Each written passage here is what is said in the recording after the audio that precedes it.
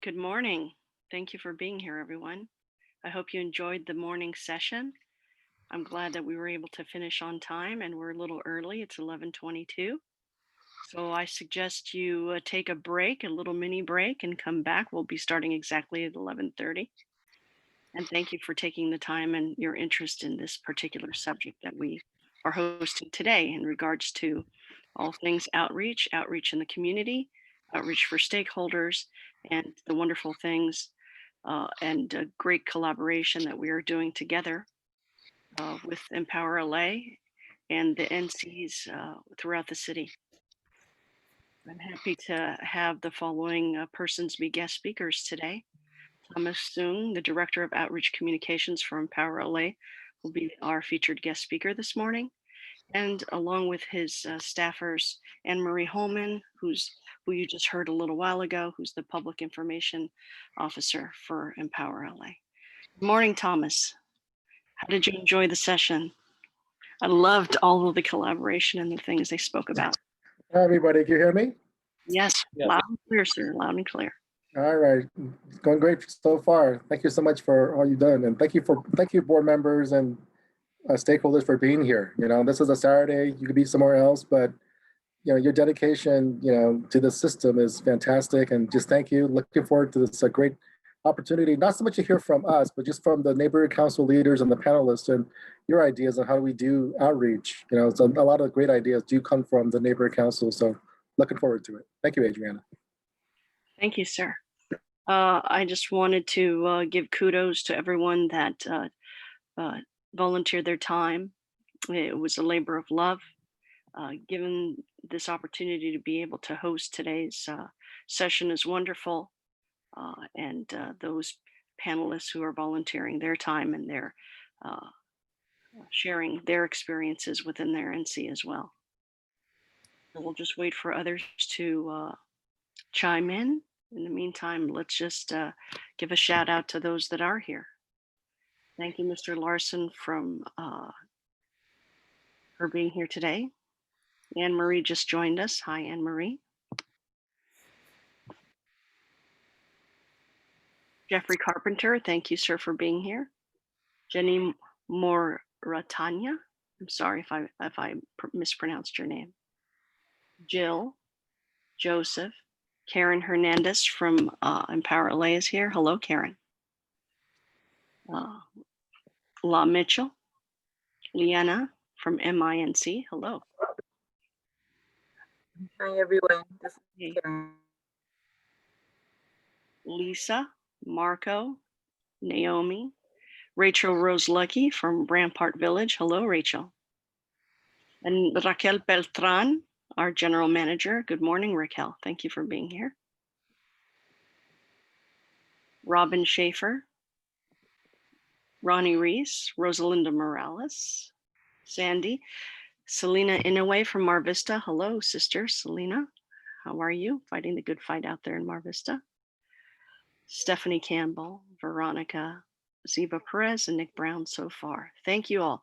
If you have any issues regarding connectivity or anything in terms of sound, please send me a chat and then I'll get one of our tech individuals to have that sidebar conversation with you. Now the chat, as you can see, is enabled and you will be able to save it after the session is complete. You can address a question to a particular individual, but right now it's labeled down for Thomas Sung, we're using his host Zoom.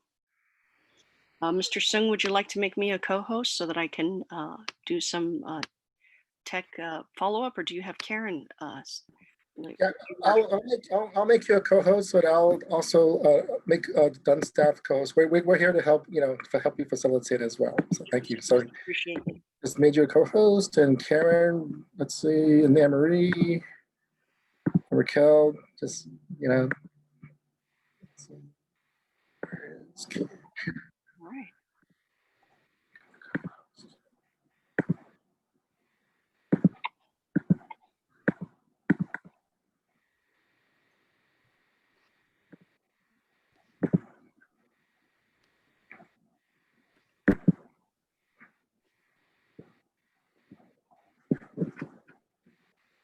Good morning, Raquel. I just made you co-host, but understand that if you wanted to zoom out of in and out of to the other sessions as well.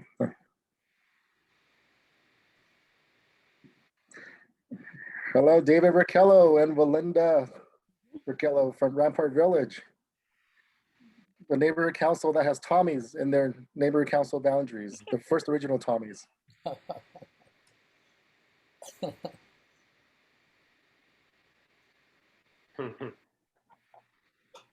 Hello, Evan White from Venice. Thanks Hey, for being here. One of our panelists today. And Marie Holman, great. Saturday. Happy Saturday. So we're going to be talking a little bit about the subjects that were touched upon earlier in the session. And also in regards to some of the comments that were received at the in-person and the ongoing emails and suggestions that we received. Thank you very much, stakeholders, board members, and community activists for sending us your requests. One of the things that you heard at the earlier session was about everyday direct mail and Tony's comments.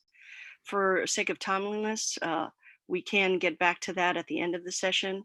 We're going to try to go into for an 1.5-hour session, not to exceed 2 hours. We'll stay a while for Q&A, but some of the Empower Relay staff may not necessarily be able to stay for the full time. So we'll focus on their comments and their input first in the session. And then that way, as we filter out, we'll stay on as long as necessary. And you can reach us at the nccongressla@gmail.com. I believe that is the address that you received when you got the reply back to being in the session. And that will be open all year long, nccongressla@gmail.com. I'll put that in the chat. And if you have any questions as we speak on the subjects, please feel free to include that in the chat. And then we will try to do some raised hands if we can and address the chat. And then we have a panel, 6 panelists that can reply to you individually. Those are now enabled and you can see their list when you click on the group chat and the panelists as to who they are. So Mr. Sung, would you like to start the session in about a minute? We're at 11:29, and then we'll go ahead and talk on the subjects that we have earmarked on the agenda today.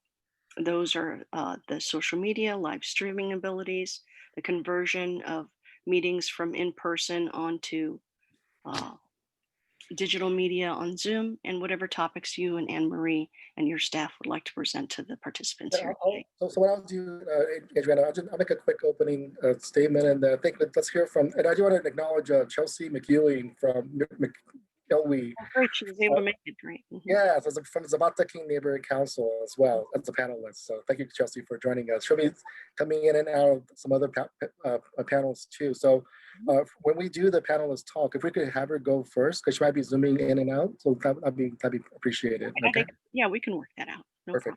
problem. Okay. All right. So okay. So we're going to. The recording is on now, and this is not being zoomed live. What's going to happen is that eventually this will be put on our YouTube channel post sessions today.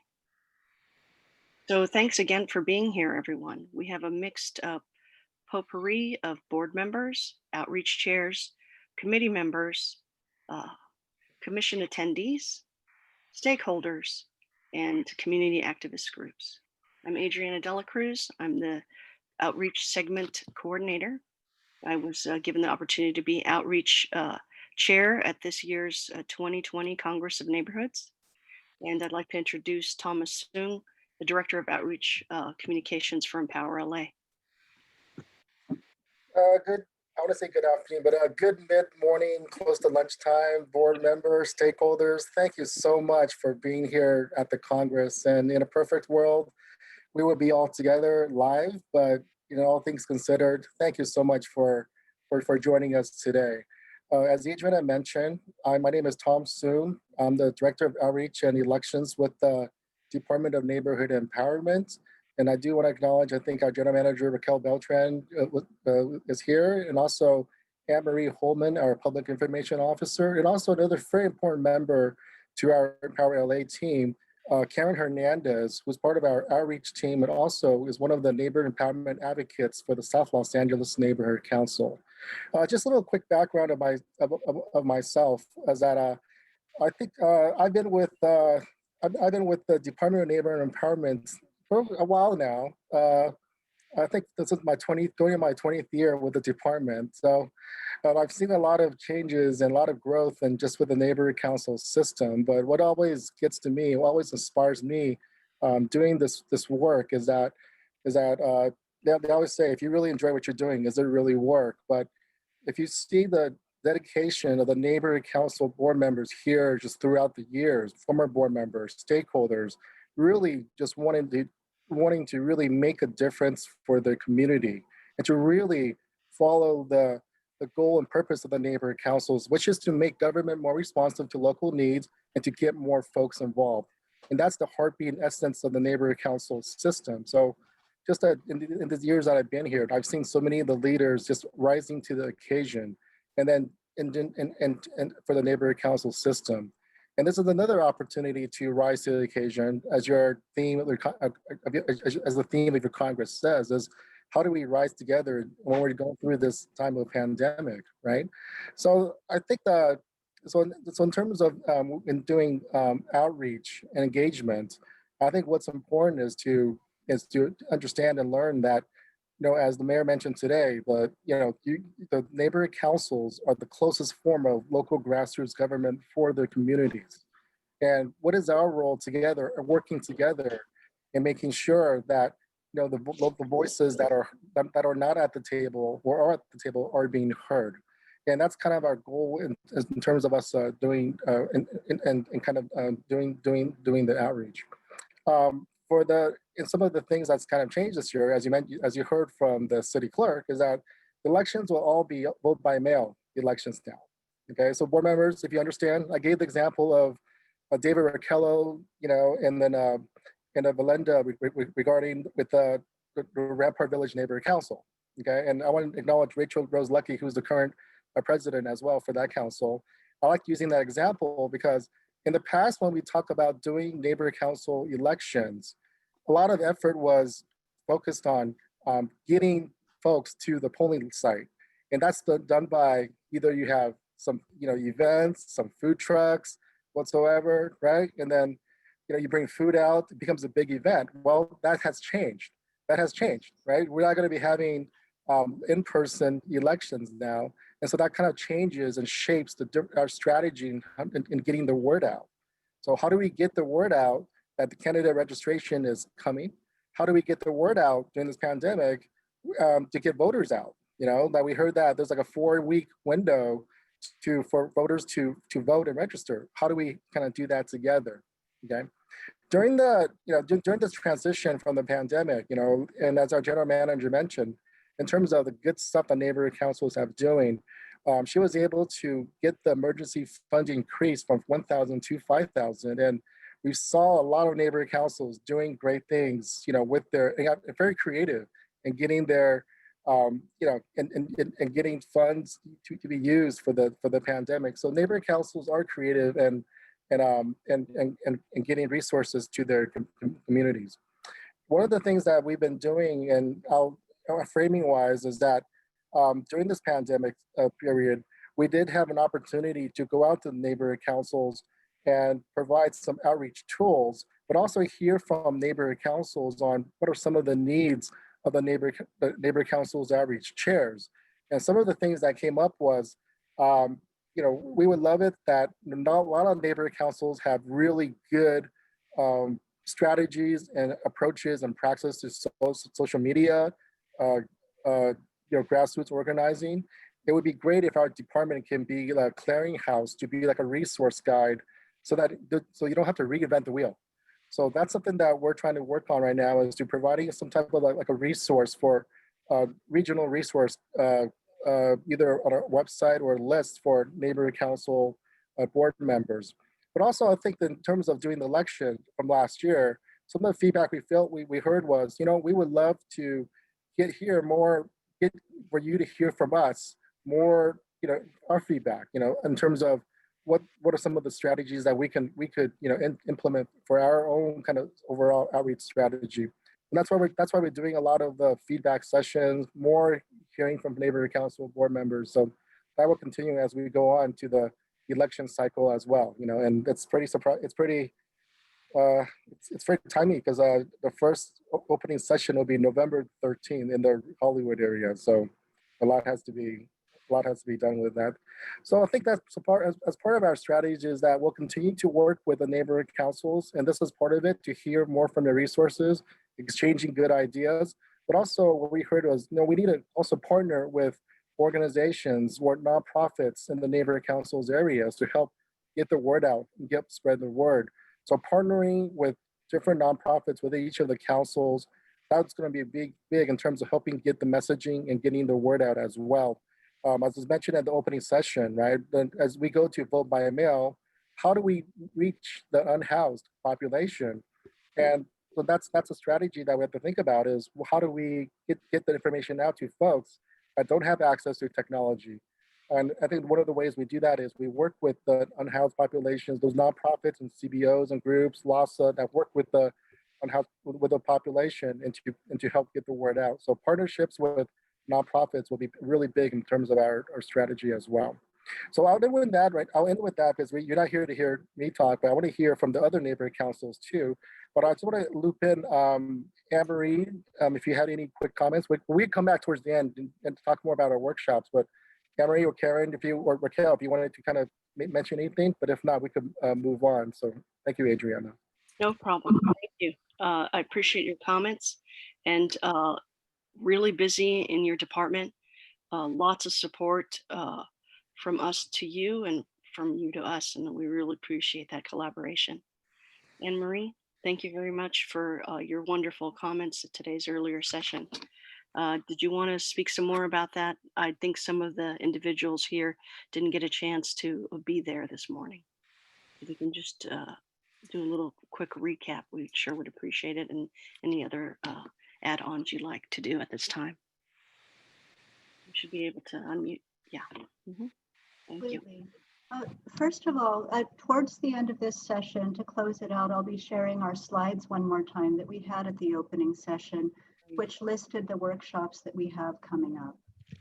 We're going to have 3 outreach-related workshops coming up, which are directed at neighborhood council members and committee members and alliance members. But if you're not a current member, if you're an interested stakeholder or member of a nonprofit organization, you're welcome to attend any of the 3. I'm placing the link to learn more about those events in the chat right now. There you go.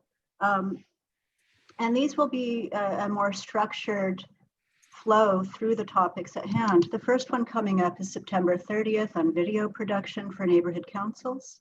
You'll learn the basics of video production, including filming and editing. Your board will also have the chance to be part of a larger video project promoting the neighborhood council system if you do participate.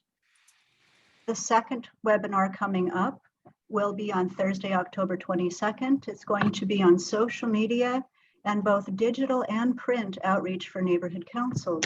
That'll cover anything from social media platforms like Facebook, Instagram, and Twitter, and how to use these things as a public official and on behalf of a neighborhood council. I know that probably all of you are familiar with using social media, sending emails, and you're all pretty digitally adept, but using these things as a public official is a different matter again. So I'll take you through that. We'll also discuss the emerging social media policy for neighborhood councils that the City Attorney's Neighborhood Council Advice Division is putting together. And we'll discuss accessibility considerations like plain language, translations, alternative text, contrast, color, and font size. We'll also talk about every door direct mail marketing and tips and tricks for making your outreach come out to be the best that it can be.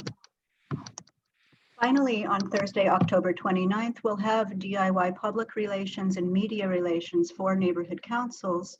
And we'll talk both about how to engage the media or respond to them on behalf of your neighborhood council, and how to funnel requests through your board and through your committees so that the right expert talks to the right person at the right time. But in addition to that, we'll also provide an overview of how to write these public relations pieces, such as press releases, a boilerplate, which is a short about us statement, or creating a press kit. You'll be able to register for all three of these things here at this tiny link. And you also have 2 additional opportunities coming up to provide your input on matters that are going to have a fundamental influence on how neighborhood councils do outreach. The first of those is going to be the October 6th meeting of the Board of Neighborhood Commissioners. At that meeting, you'll have the first public presentation and discussion of the neighborhood council social media policy that's currently in the works with the city attorney. That meeting starts at 6 p.m. The other opportunity later that week is the 1 p.m. meeting of the City Council's Health, Education, Neighborhoods, Parks, Arts, and River Committee, aka HENPAR. And that's where we will be presenting alongside the city clerk on outreach and administration plans for the 2021 Neighborhood Council elections, which are the first elections to ever be held entirely by vote by mail in the neighborhood council system.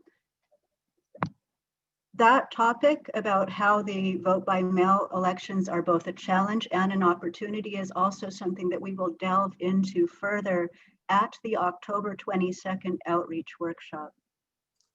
As Rachel Rose Lucky has pointed out in the chat, thank you, Rachel, the first of these webinar sessions is actually on September 30th.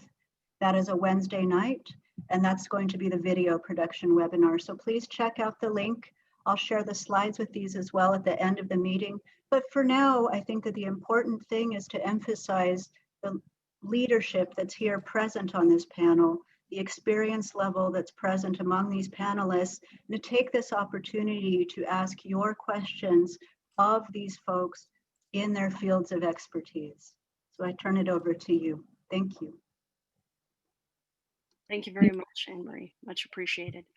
Tom, did you want to go ahead and start with Chelsea, since she's got time restrictions today, and then we'll move on to the other panelists that we have scheduled? Yeah, so I think Adrian, let's frame this then. I think the panelists will be speaking. What's the topic the panelists will be speaking on? I know what it is.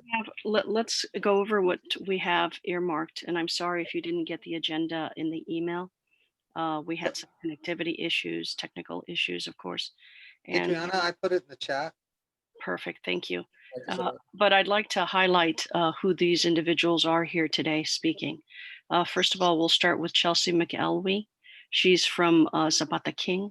And Chelsea, please introduce yourself and tell us a little bit about what's happening in your NC. Hi, everyone. So my name is Chelsea McElwee. I am the chair for Zapata King Neighborhood Council.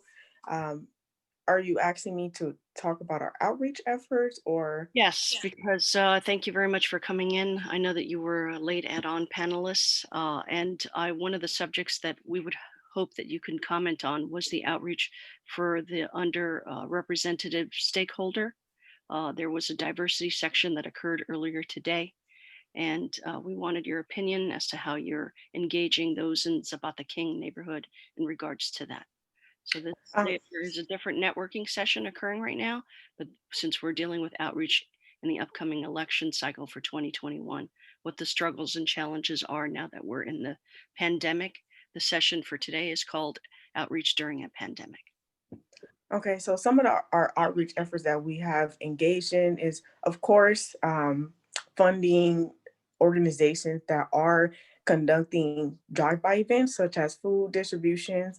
And that's pretty much a lot of our organizations in our boundaries are conducting drive-by food distributions where stakeholders can come by, pick up food, hot foods, and of course, bagged groceries. We have also disseminated masks and hand sanitizers that have included our advertisement for our Zoom meetings that contain the meeting ID and phone number that they can call in from. We have also been using our social media platform, our Facebook page and our Instagram page. And we also have been using our website as a way of targeting our community. But the main one that have really been helpful is dissemination of our mask and hand sanitizers. We have also gave some of our mask and hand sanitizer to other organizations that do host their food distributions and drive go and drive by food distribution. So that also has been a help, just because neighborhood councils aren't able to have events. So allowing them to disseminate our information on our behalf has been helpful. And of course, supporting nonprofits in our boundaries that can also be a part of that effort. Thank you. Thank you, Chelsea.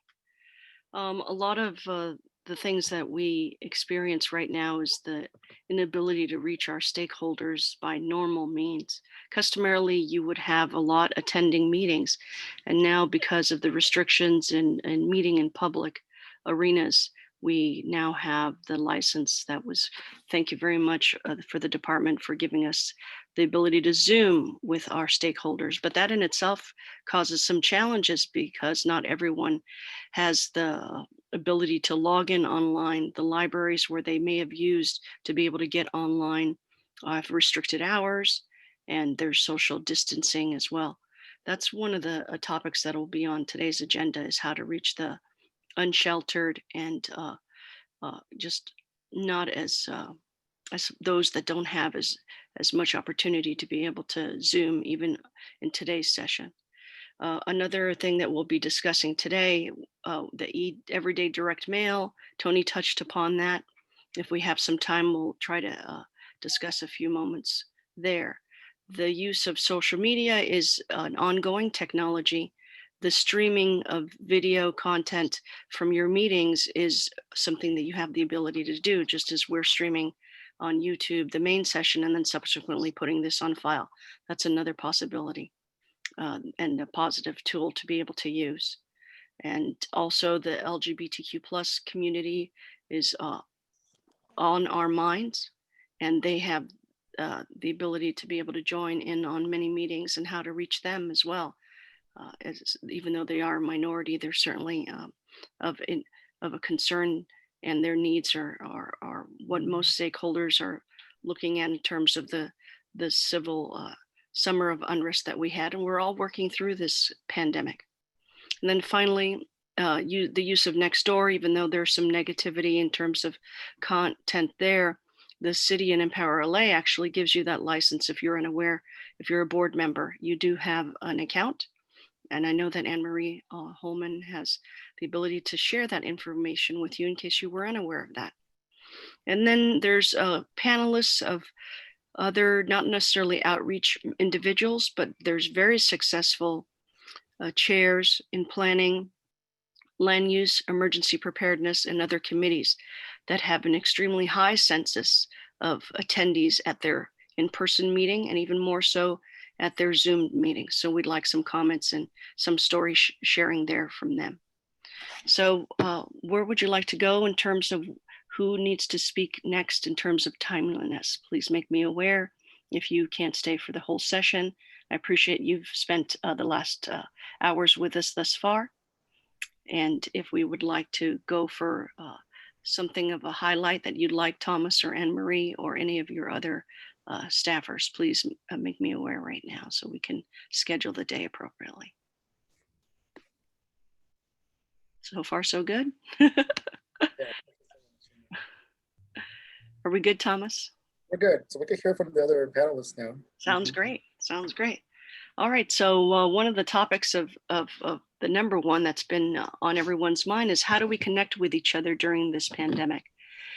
There was some lull in trying to get us all converted from in-person to online. And thankfully the department did have some trainings available for that from the Zoom perspective. There were some most recent trainings on outreach, and I know that those are on file for you to be able to see in their video archives as well. So always realize that even though their sessions may have been completed, they are there for reference. Please use that to your advantage. Even if you can't make every single meeting, they are there. And if you need some assistance, feel free to reach out to any of the staffers here or send them something in the chat so then that they can give you the links for that.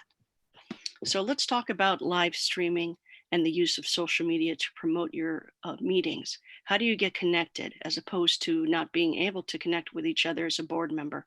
I have here today Evan White, who was communications chair and is now on his XFIN, and he's done very high census with Venice.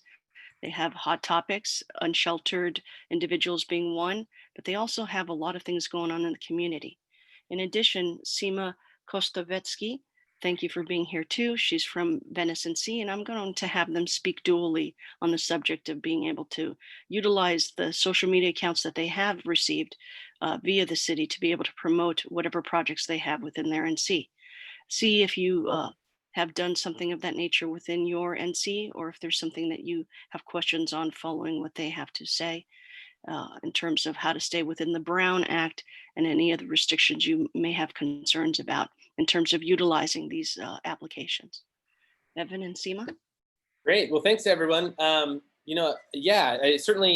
getting people to attend things online and in a new medium that, everyone's not using every day in their regular lives can certainly be very difficult. I think to what Chelsea said earlier, it sounds like she's exhausting all of her options, using the Twitters and the Instagrams and email marketing and, all of the places to try to reach her constituents. And I think that's what we all should be doing.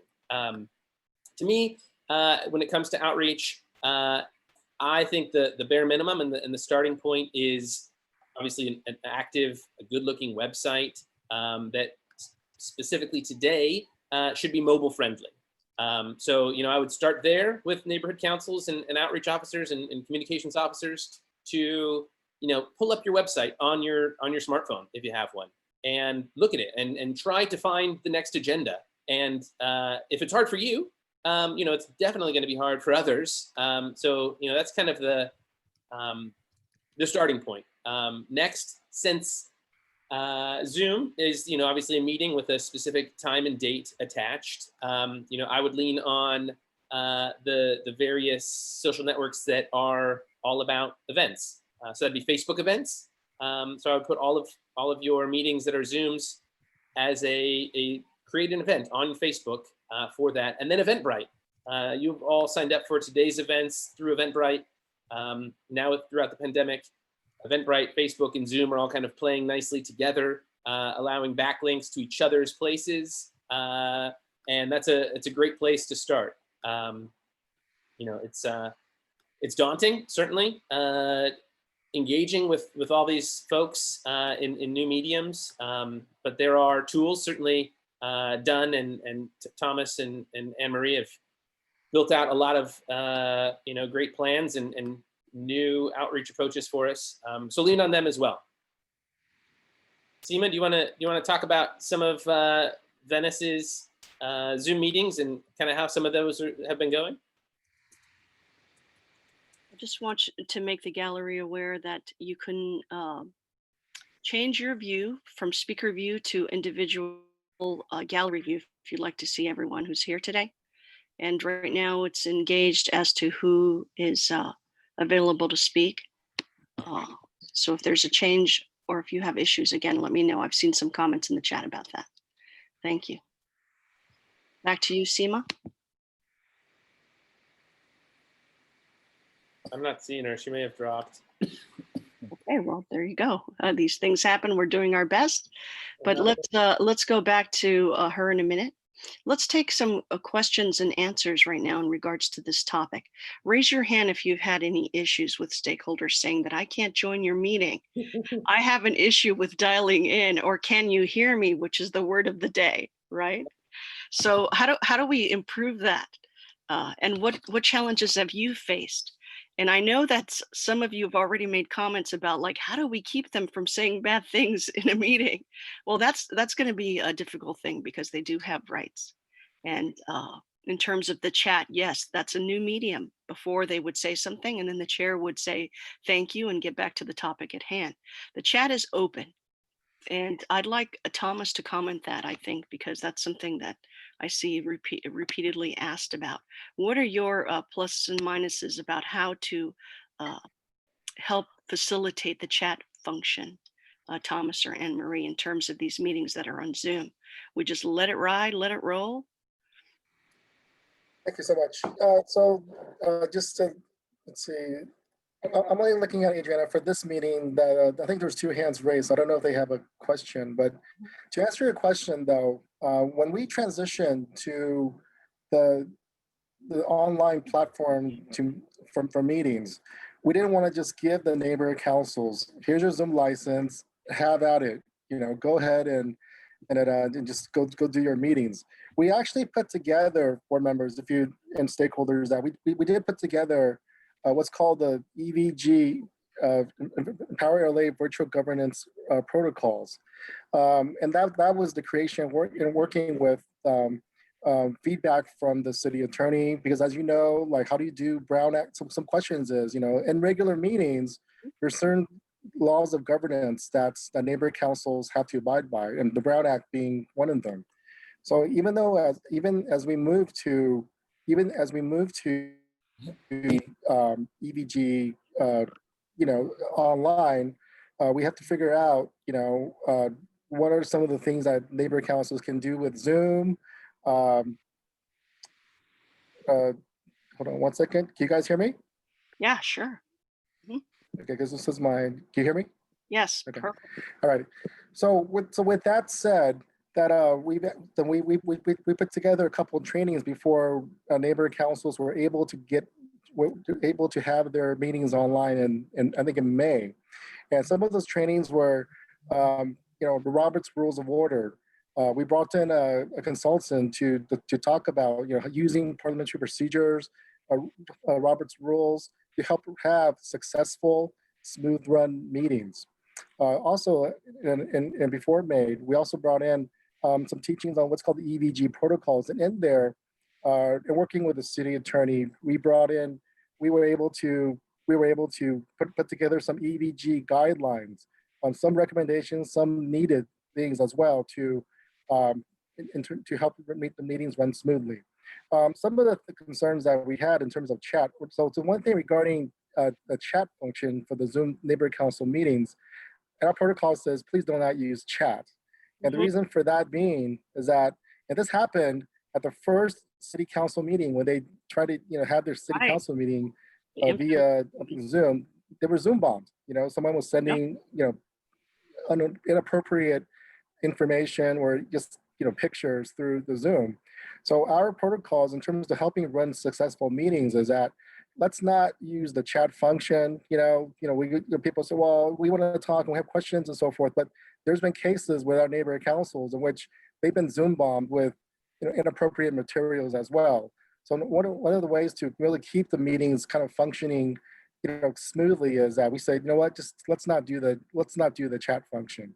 Okay, so then that's some of the guidelines that we put together also. And then, you know, if you do have meetings that's, you know, you have unruly stakeholder stuff, and that's why we gave the parliamentary procedure training too, is that just like you would do at, you know, at a regular board meeting, you know, if someone is out of order, you know, you could tell that person that they're out of order as well. So please do defer to our EVG protocols and trainings, you know, and that's something we've seen. And I'm really proud of, though, is that, you know, ever since May, I think most of our neighborhood councils have, you know, this is very scary, right? Everybody is asked to move to a new virtual governance platform. And I believe that just with the help of, you know, our neighborhood council, our NEAs, and just our, and also with your neighborhood council leaders, that it's been, I won't say it's been a smooth transition, but we're still learning as we go. It's only been 4 months, right? But for the most part, I think it's been very successful. Right. Thank you, Adriana. Great. Let's take a couple of questions and then we'll go back to see if there's any more time we need to spend on this. So caller 323, I'm going to ask you to unmute. Thank you for being here this morning. What is your question and who would you like it to be addressed to specifically? You're on live. Hello, can you hear me? Yes, miss. Okay, this is Chandra Mosley. I'm in CD 8 under Park Mesa Heights Community Council. And I have been on a board before as the president, and now I'm just active stakeholder. And one of the issues has always been outreach for our particular council. But now that we've gone to the virtual medium. I think it's easier for some, especially that can't get out and drive to various locations, but the system will either give you a link or like we have here, it'll give you a phone number and a passcode, and then it gives you, instructions to hit pound. The simplification of that is very prudent, is necessary in order for our more seasoned neighbors to get on. And so technically we've had problems putting in the numbers because they've been either transposed or whatever problem there is. The other concern I think the council or Dunn as a whole can do is make the neighborhood council have a standard for the neighborhood council to board members and participants to be able to be visible. They have the option to turn their cameras off or on, but at least the board members need to be visible as if they were at an actual meeting.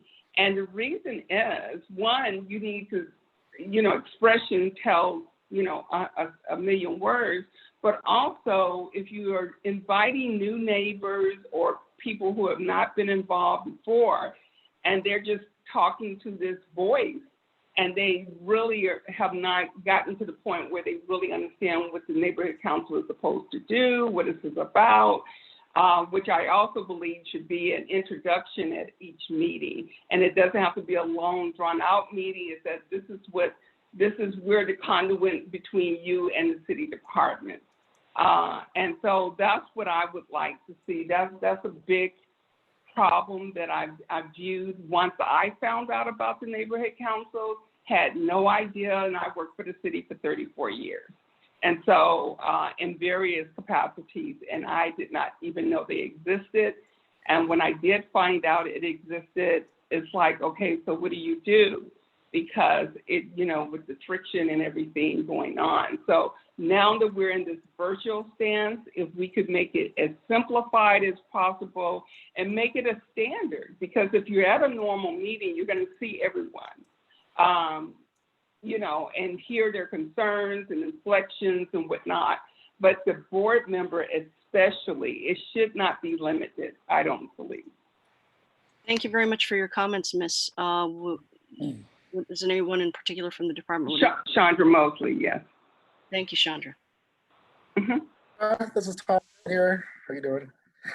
So just a great point, Chandra. In terms of a lot of this, what you bring up is that we're doing we're making some changes to the EVG protocols, and I think your comment about board members having video does make sense as well. And in terms of how do we get the word out there for those that don't have technology, right? And how do we make it more simple for board members that, because for Zoom, you do have the option of calling in to the meetings as well. So yeah, definitely what you bring up is great in terms of the putting together a standard. We do have in the EVG, I keep going back to the EVG protocols because that is our standard. And then in the EVG protocols, what we can probably do is then ask the, we're very familiar with Park Mesa Heights. Karen Hernandez is here. She's an NEA from Park Mesa Heights. Is that in the EVG protocols, we do have a meeting script that the board members could read, the president with the chair could read ahead of time as well. So that's a really great recommendation. Okay, thank you so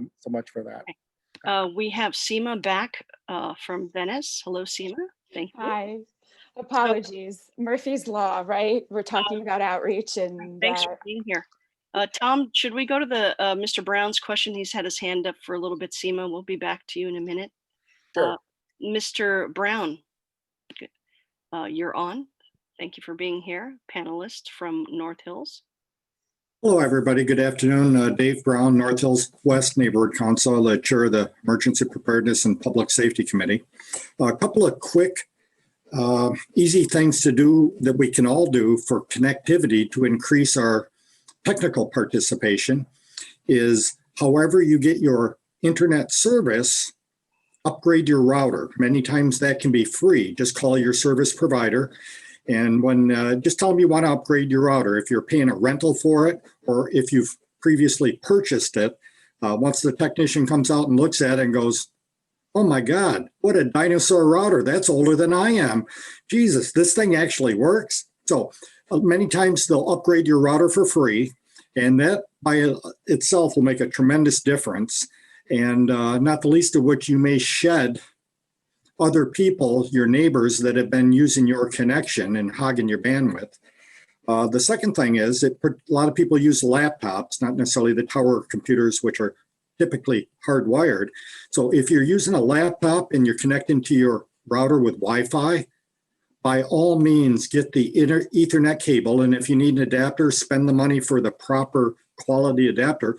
Hardwire your laptop to your router.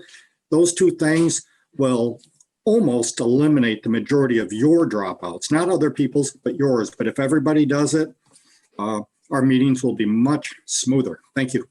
Thank you, Dave Brown, for that technical assistance there. And the staff at Empower LA also are always available. Reach out to your NEA within your NC if you have any connective issues. I know that they're there for that purpose throughout the meeting, for your stakeholders and for yourself. So we have another raised hand. I want to ask the gentleman if it's in terms of this particular subject. We'd like to move on to social media. I will unmute you. Hi there, is that for me? Yes, Mark, please.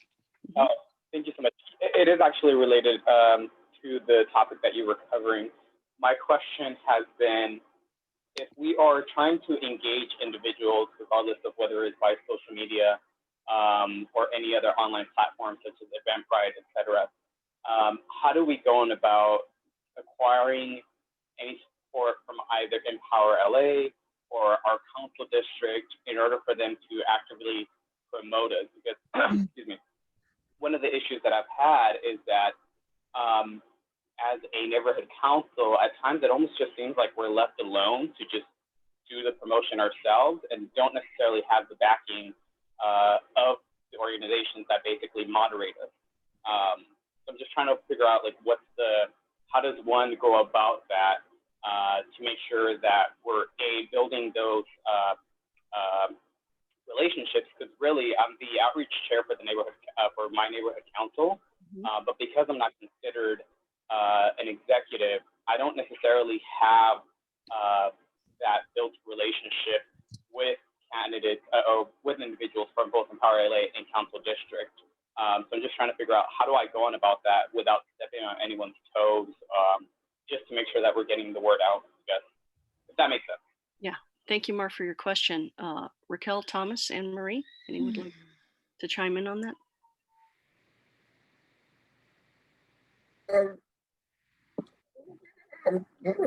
Your name is Marco? Yeah, Marco. Marco, if I could ask, which council are you with? I am with the Boyle Heights Neighborhood Council. Okay, yeah. So with yeah, but that's a really active council. It's one of the biggest councils we have in our system there. You know, in terms of networking, in terms of getting. So your question for us is how can we as a department help promote and kind of your great your events out there? Yes, I mean I realize that there's multiple channels to do so, right? The easiest probably being our social media channels. Yeah. But also then going a step further and doing things like would Empower LA or would council district allow us or provide us with printed materials, or if they themselves are producing printed materials, can they promote the Boyle Heights Neighborhood Council while doing so? Because and this might just be our neighborhood council, if we do any printed material, it has to be only in relation to our meetings, right? And so I guess that may be a little limiting, but I can use the space as much as I can, which might be our website or social media, all of those different things. But I'm just wondering how then we can get Empower LA and then our council district to help us push more marketing efforts. You bring up. Thank you so much for that. But before I answer that question, folks, look in the chat. Some people had questions about the EVG protocols I was mentioning. Anne-Marie Holman has posted the EVG stands for Empowered Virtual Governance, and it's and you'll see the link in there for the EVG protocols. Okay, thank you so much, Anne Marie. Marco, one of the things that we do want to do, more of and better, and that's been the feedback that we've been getting from as we do these regional roundtables, is how can we as a department help, promote, the neighborhood council events. I think the first step would be, for us to do the ask is like, if neighborhood councils have upcoming events, that's something that let us know ahead of time, and then we could either put that in our newsletter, which we sent out really frequently, or where we could help, maybe help foster those relationships with the council offices. And I would do this also, is that one thing that I think we'll move into as we move to the regional elections, and I think yours is coming up in the one of the first ones in your region, is that how do we partner together or work together with the other neighborhood councils in your region? And hey, look, maybe this month these events are happening with all these councils for this region, and so it's more of there's more synergy in having those events. But I think the first step is for us to really just to send us over your events, and then we could tailor and we could work with your council and to kind of establishing rapport, and just getting the word out. Definitely that's something we're interested in. And then, Emery, I don't know if you have some quick comments regarding this.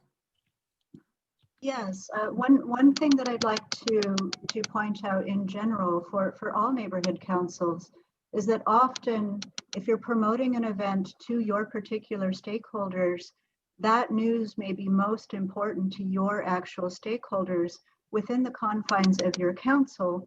So the most important thing to do is to reach out to people that fall within your boundaries.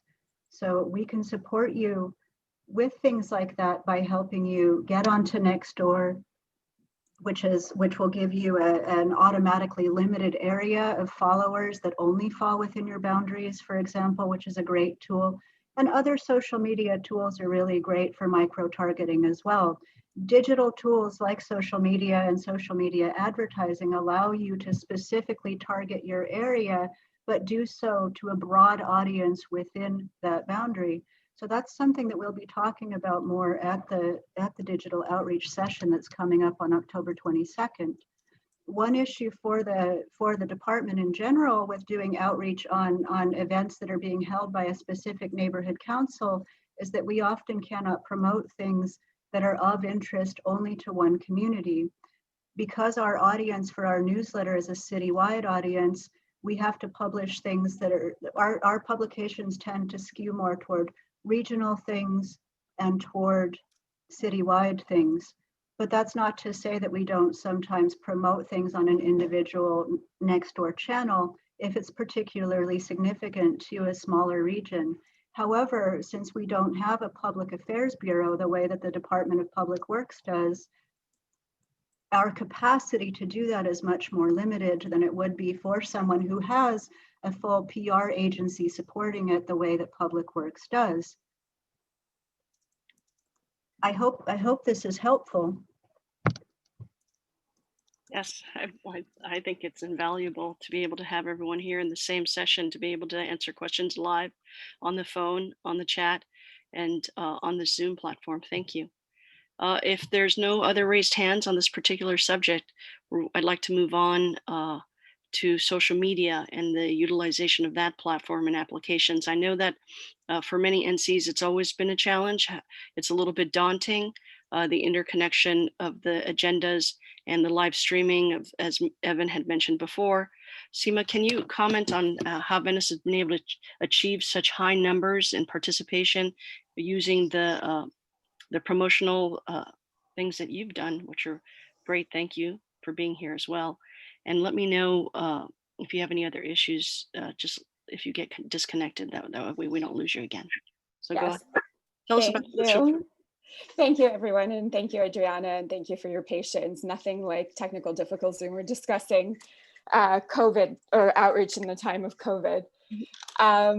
So I'd like to address the fact that the VNC and our Venice community is very vocal, and our number and participate. And, I mean, we've had meetings, even in-person meetings, usually we average between 75 to 100 people, but it's topic specific. So obviously our numbers go up and down depending on what's on our agenda. So what we have done, and I'd like to address a couple of other points. one of the things that we're actually working on is for our constituents who do not know how to use Zoom, who might not be as computer savvy, is we're actually putting together a video that will walk you through, how do you join Zoom? How do you raise your hand? How do you participate? How can we help you to participate in this new forum?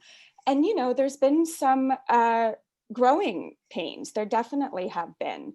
I would say our first 2 months back, our first VNC virtual meeting was back in May.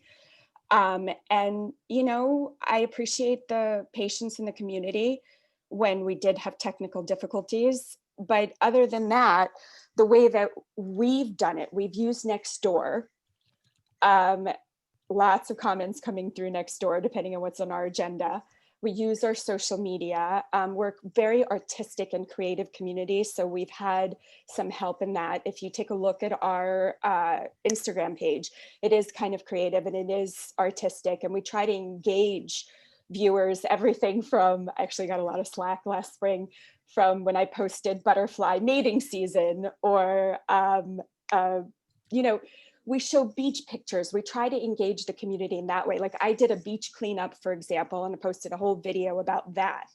So we try to engage with activities that we on the council are doing ourselves.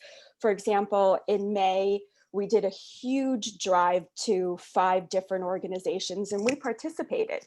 We actually volunteered to give out food to Meals on Wheels. And but I mean, frankly, it has been hard. It's been very hard to, unless there's something on the agenda that you particularly care about, we have to use all our resources. And how do you do that when there's a substantial part of your community that isn't as tech savvy, let's say, right? And there are technical difficulties. So that's where, you know, perhaps Thomas, that's something that you guys can address. One of the things that we're actually going to be talking about in our outreach meeting in the next agenda is funding for door hangers. I know that sounds crazy and I know that sounds old school, but you gotta start going back to some of the printed materials that you're used to at least let the neighborhood know of what's going on. We're big into lawn signs. I'm still a believer in lawn signs. I'm a believer in big banners that the community can see. We're driving, we're going in and out of the neighborhood. We have huge tourist influx just because of our beach community. So I think that's also an important way that we can engage people, but old school and new school, really. Absolutely, Seema. I would echo that Venice has always kind of put their stamp on the door-to-doors, using Walking Man at least once a year and maybe twice during the election seasons to make sure that all 40,000 constituents in our neighborhood know what's going on, know that first of all, candidacy filings are coming. And I mean, maybe we can get into elections here in a bit, but this last round of elections, Venice had 75 people running for our 20 some seats. 21 seats, yep. And that's literally that's the way to get more people involved. Even if these people aren't getting that many votes, they're hooked and they start to know about it. I'm absolutely with Seema on yard signs. People are moving around a lot more now. Now, if it's not going in your yard, it can go in your window. But get a yard sign. Ours always have the event dates when our meetings are. At 3 different schools in the neighborhood as well, we have big signs on their fences that say Venice Neighborhood Council. This is where and how we meet. And once a month, a new sticker is placed for the next date on each of those places, just so people know about it. I highly recommend, I know earlier, and there's other folks in the outreach world here that are proponents of the mailers and using USPS. I think that's a great, start, especially now that all of the elections are going to be mailed. I would recommend, getting a jump on it and sending out a mailer before those ballots obviously come out and let people know that candidacy is here and put the real date on it and excite the people. Hey, Evan, this is Evan. Adrian, can I ask Evan a quick question? Sure. Evan, you mentioned Walking Man, and some of us are fairly familiar with Walking Man. Could you just explain what Walking Man is? Sure. Walking Man is they've been around for, I don't know, a long time. But they are the distribution company for mailers that either go on fence posts or literally the door hangers that go on every single doorknob. They will, Walking Man, I think it's walkingman.com. They're an LA-based organization. There are a couple organizations. There are a number. Yeah, there's a couple that will do this for you. They will, I believe they'll print the materials for you as well. As far as printed materials go, we use Canva. I recommend that. I think the department still is giving away, and hopefully they are, the pro free stuff. So hit up Anne Marie and Tom on that one to make sure that you have access to the cool tools to be making these materials look sharp. Quick shout out that some of them have left already, but it looks like Dana White in the chat here. They've got a great, their Palms Neighborhood Council logo up. Tom's got his for neighborhood councils. It's these small things that, will show that you are, the polished neighborhood council that would, make others want to join your community and learn more. Yes, and that's part of the every door direct mail service, that subject that Tony had spoken about earlier. We're not particularly endorsing one over another. That's just what that particular NC uses. Yeah, I think it's use them all. If I'm endorsing one, I'm endorsing them all. I think putting something in the mailbox through USPS, first of all, that's the only legal way to put anything in anybody's mailbox. Right. If you want to go walk around and flyer things for yourself, you can't right now because of COVID. And it's illegal to put anything in anybody's mailbox. So you have to pay USPS to do that. They do it by zip code, and you can literally drop 10 to 50,000 in the mail for not all that much money. Mm-hmm. And then, Walking Man again. I did it for a non-NC project not too long ago. And COVID restrictions and things, they wear their masks, and the flyer people are in gloves, and they're as safe as can be. But they will make sure that your marketing materials hit any number of doors you want. Thank you, Evan. Thank you, Seema. And Anne Marie. And mute here. Just to jump in and follow up with what Evan and Seema were saying about doing graphics for things like lawn signs. We do have templates especially designed for neighborhood council needs that are both geared toward elections as well as geared toward general neighborhood council outreach in Canva. That's canva.com. Each neighborhood council has a Canva Pro account under our umbrella, which has allowed us to share these NC specific templates with you. If your council does not yet have access to Canva, please write to canva@empowerla.org. I'll put that link in the chat. canva@empowerla.org is the address to write to if you need access. Just let us know what your neighborhood council is, and please don't change that login, because every neighborhood council member who needs it, that's on your board or on one of your committees, is able to use it, but you'll lock everyone out if you change the login. One more comment to follow up with as well is about Nextdoor, because there's been quite a few comments in the chat about using Nextdoor. A lot of people are concerned about how, shall I say high-strung Nextdoor can be. I'm sure that many of you use Nextdoor already privately. Many of you are also using it for your neighborhood council as well. One thing you can do to help cut down on some of the flack that you might get otherwise is, if you're posting on behalf of your neighborhood council, there is a box where you can check to turn off comments on your post before you put the post up. Now, that's a really helpful tool. Not every social media platform allows that, but Nextdoor does, so go ahead and use it. However, it's important to turn this off before you make the post, or at least before you get the first comment. Once somebody comments on the post, no matter what it is they're saying, you're not going to be able to turn off the comments afterwards, because if you do, you'll violate the public's right to use the public forum that you're creating with your post. This is something that you'll hear about in more detail at the social media workshop. This is also something that's going to be in the new social media policy from the city attorney. I'm going to give you contact info for how to get hold of your neighborhood council's Nextdoor information if you don't yet have it. I'm going to put that in the chat as well. Thank you. Selena from Mar Vista, I know that you utilized Nextdoor quite often in a positive way, in a very positive way. Please comment on that, and then we'll go to the two individuals who have their hand raised in a moment. Sure. So I was invited to this panel because prior to becoming a board member for the Mar Vista Community Council, I actually was able to transition people from complaining on Nextdoor to actually taking action and going to the Mar Vista Council regarding the infamous road diet on Venice Boulevard.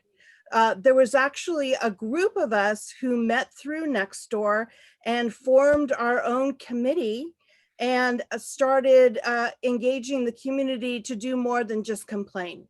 Write a letter to the board, attend a meeting, attend a protest, etc. I think that there's lots of potential with Nextdoor to get people to become anything from an armchair activist to someone who's attending a committee regularly and then could be a potential board member at your next election.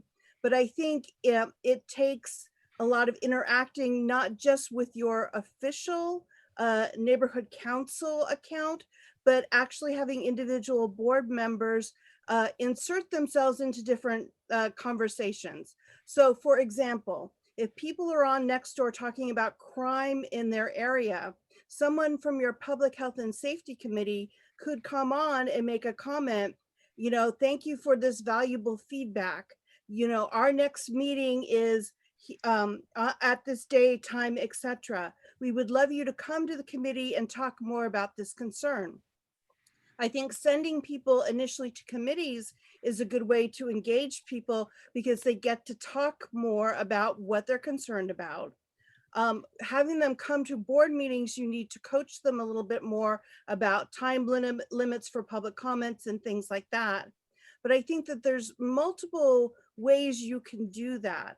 Now, of course, there's limitations with Nextdoor. So for example, in Mar Vista, I can, as an at-large director, I would like to be able to see all of Mar Vista on Nextdoor, and I can't. So I can see people in Playa Vista, and no offense to anyone in Playa Vista, but I'd like to see more of the local people in Mar Vista. And maybe that's an issue we can advocate with Nextdoor regarding, give them a little more education about our neighborhood council system and the boundaries. So, I mean, that's one of the drawbacks. But I think if you post judiciously and within the guidelines for Nextdoor, right, your posts are always supposed to be helpful and advancing the conversation. If you approach it from that perspective, I think you can engage more people. I also want to say one other thing about Nextdoor quickly. One of the most impactful posts I've seen recently on Nextdoor was a member of the community who went on and made a post and said, I tested positive for COVID-19 and I had the illness. This was at a time when on Facebook, a lot of people were questioning whether or not this pandemic was real. And I appreciated that post. It engaged a lot of people in the community to help them understand that this in fact was a very real thing.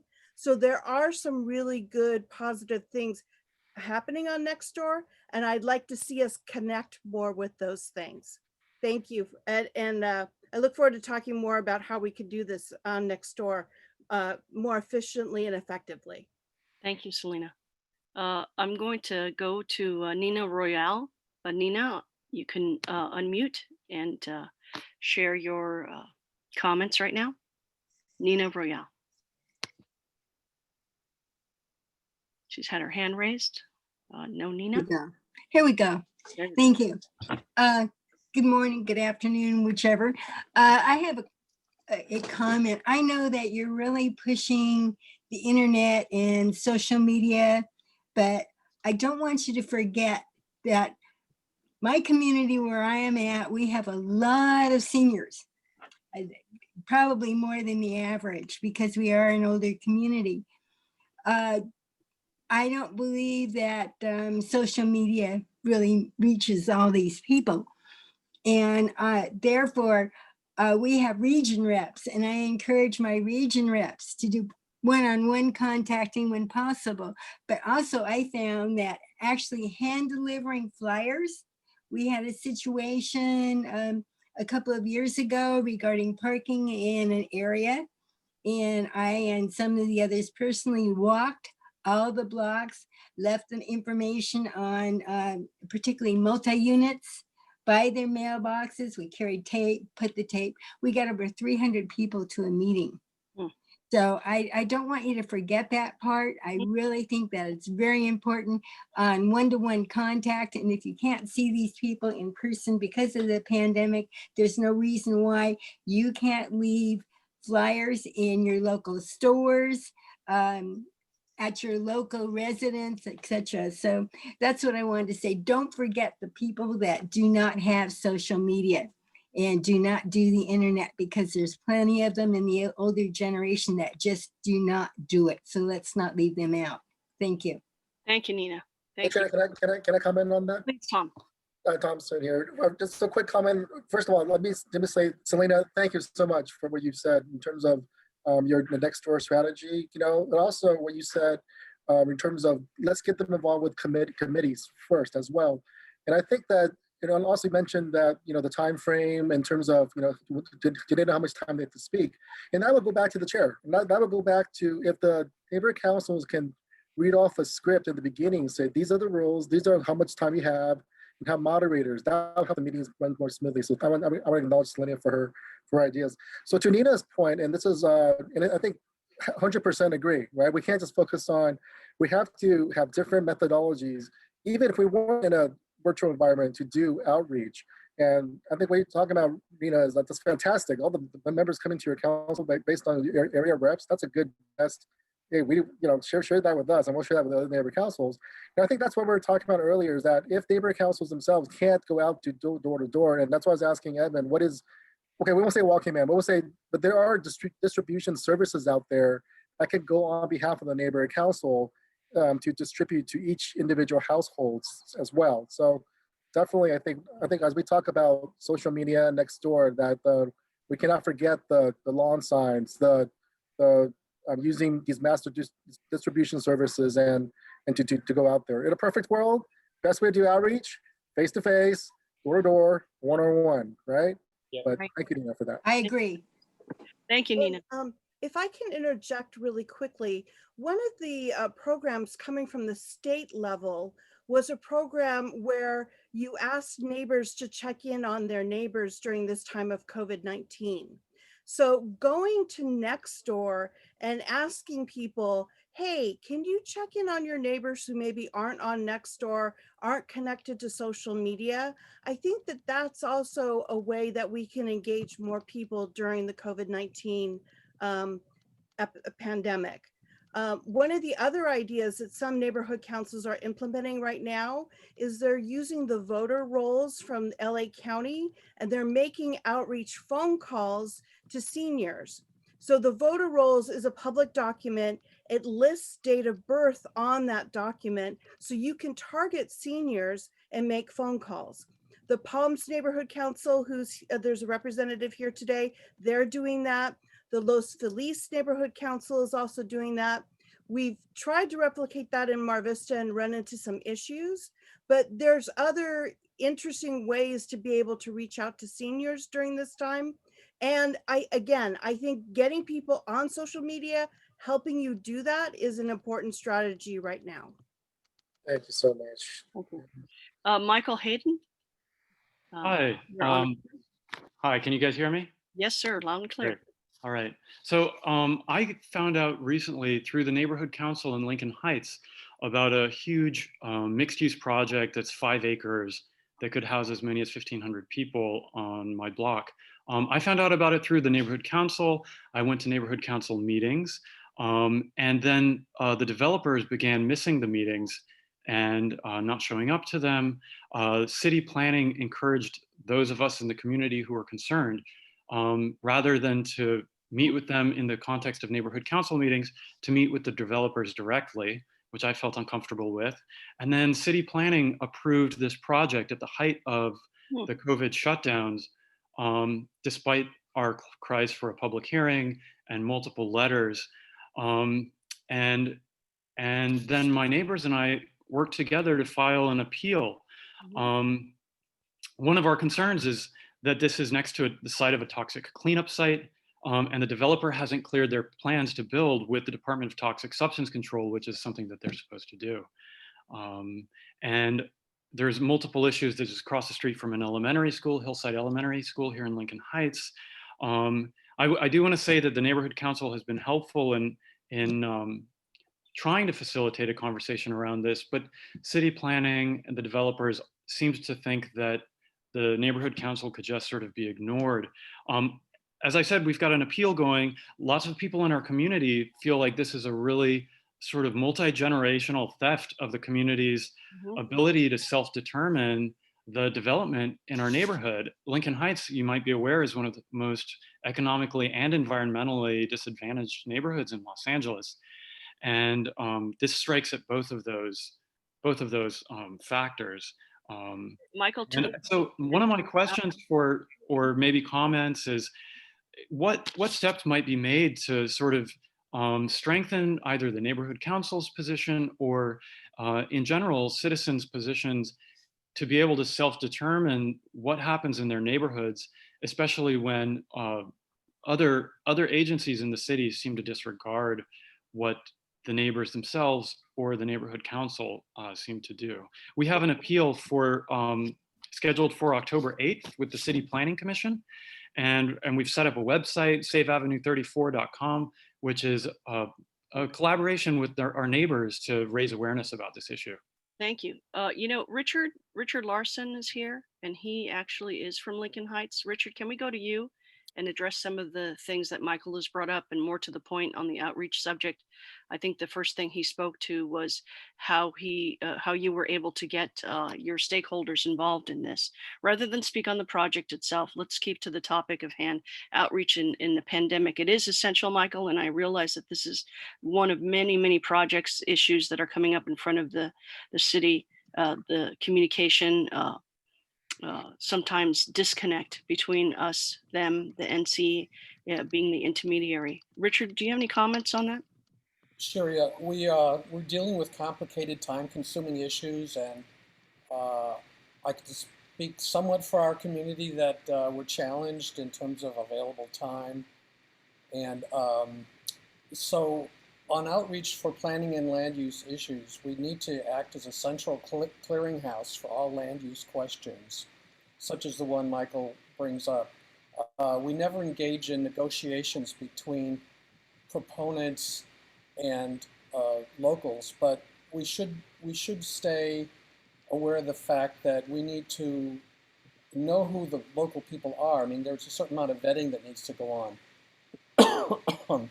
We need to establish personal contacts, and Lincoln Heights is not a tech-saturated place, but we have to watch for issues on social with caution, and we need to find a way. We are the empowerment part of this formula. So there's all of us, and what we need to do is to be the gold, be the resonance to establish, allow our voices on these challenges. The way we did that in terms of solutions on some of these things, we created a survey on our website. We had hundreds of responses, so that's something that other councils could do. And then how we moderate planning and land use committee meetings is very important. We have as many attendees as we have here today on my local committee meetings. We allow enough time for conversation. I have to say we cut off people who are politicizing for self-benefit, and we have a broad range of outreach within the immediate community. I'm very concerned to protect our people. We don't disseminate emails, that is to say email addresses, and we're actually looking for input from the Unhoused, I go to community walkways. Some of our unhoused went to the local high school, have been part of our community for years, and talking to them and listening is most important. Giving them help see if there's a way we can address their concerns. Some want information on supportive housing, business cards and that kind of thing are unhelpful. Many of our community don't have computers. Of course, the phone is most important, but getting back to the main thing I think that was brought up just now is that as a planning and land use committee, you need to sign up and encourage others to read all the planning committee emissions. They're called entitlements, and possibly create graphics on how to join meetings like Seema was talking about, and establish that personal contact. You need to know who are vetted locals. You need to know, and the only way to do that is really being engaged. So anyway, that's about all I have to say on that topic. If anybody has any questions, thank you. Thank you very much for your comments. Yes, just so everyone's aware, the outreach session we're in right now is outreach during a pandemic. That was outreach on how to get stakeholders into meetings. But as far as specifics and other things, let's keep to the topic at hand. There's also other networking sessions for those that may have come in error. There's other city departments. That is one particular networking session that I could refer you to. All 7 networking sessions can be found at our website, nccongressla.com, in case that's something you'd like to review to make sure you're in the correct session. I know that there were links. Mm-hmm. I would like to quickly say to Michael Hayden, I'm glad from my side of Los Angeles that you did get engaged with your neighborhood council. I'm glad you heard about this through your neighborhood council. And, while I can't speak to, the outreach specifics around the project or any of these things, knowing that you're engaged, I would suggest that you join a committee or, put your name on the next ballot. It seems to me you're very connected and you're building websites for the projects and your pieces of these things. And I think probably your voice would be, greatly needed in your community. So thank you for your question. And thanks for, doing what you're doing to keep your neighborhood talking about these things. Yes. Adriana? Go ahead. Anne Marie had her hand raised, but I know Dave Brown's been waiting a moment. Anne Marie, you want to go first? I was going to quickly comment as a former land use chair myself. I really loved the tips that Richard shared for how they're doing outreach on land use issues in their community and making sure they reach everyone. This also incorporates a little bit of what Joseph said in the chat about how he feels that often the city planning department may be letting neighborhood councils shoulder a lot of the outreach surrounding these projects and gathering community feedback. Use that to your advantage. One thing that really helped me change the attendance level at my meetings was making sure to issue plain language overviews of what the project proposals meant, because it's very, very difficult for the average person to get through the descriptions in the professionally put together packets that come out of the Department of City Planning or which emerge from these developers. So a plain language description of what this project was, what it entails, what the impact on the neighborhood would be, and then translating that to languages that were common in the area. I was even able to ask many developers to shoulder the cost of mailing this letter to people within the 500-foot radius for their project, in addition to the mailing they had already done per the city requirement, so that people would understand what was at stake, and that really brought people out. Thank you, Anne Marie. Dave? Yes, jumping back briefly to Selena about her Nextdoor accomplishments. Congratulations. I have a base knowledge of how much effort you put into that, and compliments to your steadfast participation. With respect to fine-tuning the accuracy of our neighbor council Nextdoor engagement, it is possible for neighbor council with your Nextdoor neighbor council account to work directly with Nextdoor and fine tune your boundaries. Your physical Nextdoor boundaries may not currently match your Nextdoor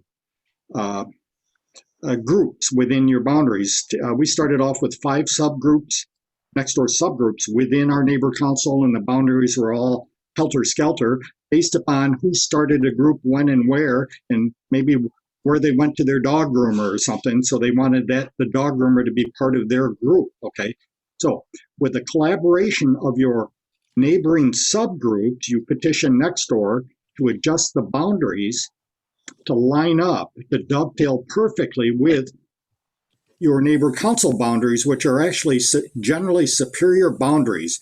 There's the reason neighbor council boundaries are like they are, divided by a freeway, a wash or something that makes cul-de-sacs on both sides. There's numerous reasons why Nextdoor boundaries are superior to your typical Nextdoor group boundary. So if you work with Nextdoor, you can fine tune that so that you can do direct outreach to your neighbor council stakeholders. And if you have subgroups, which most neighbor councils are big enough, they have Nextdoor subgroups, you can target individual subgroups individually for specific outreach purposes.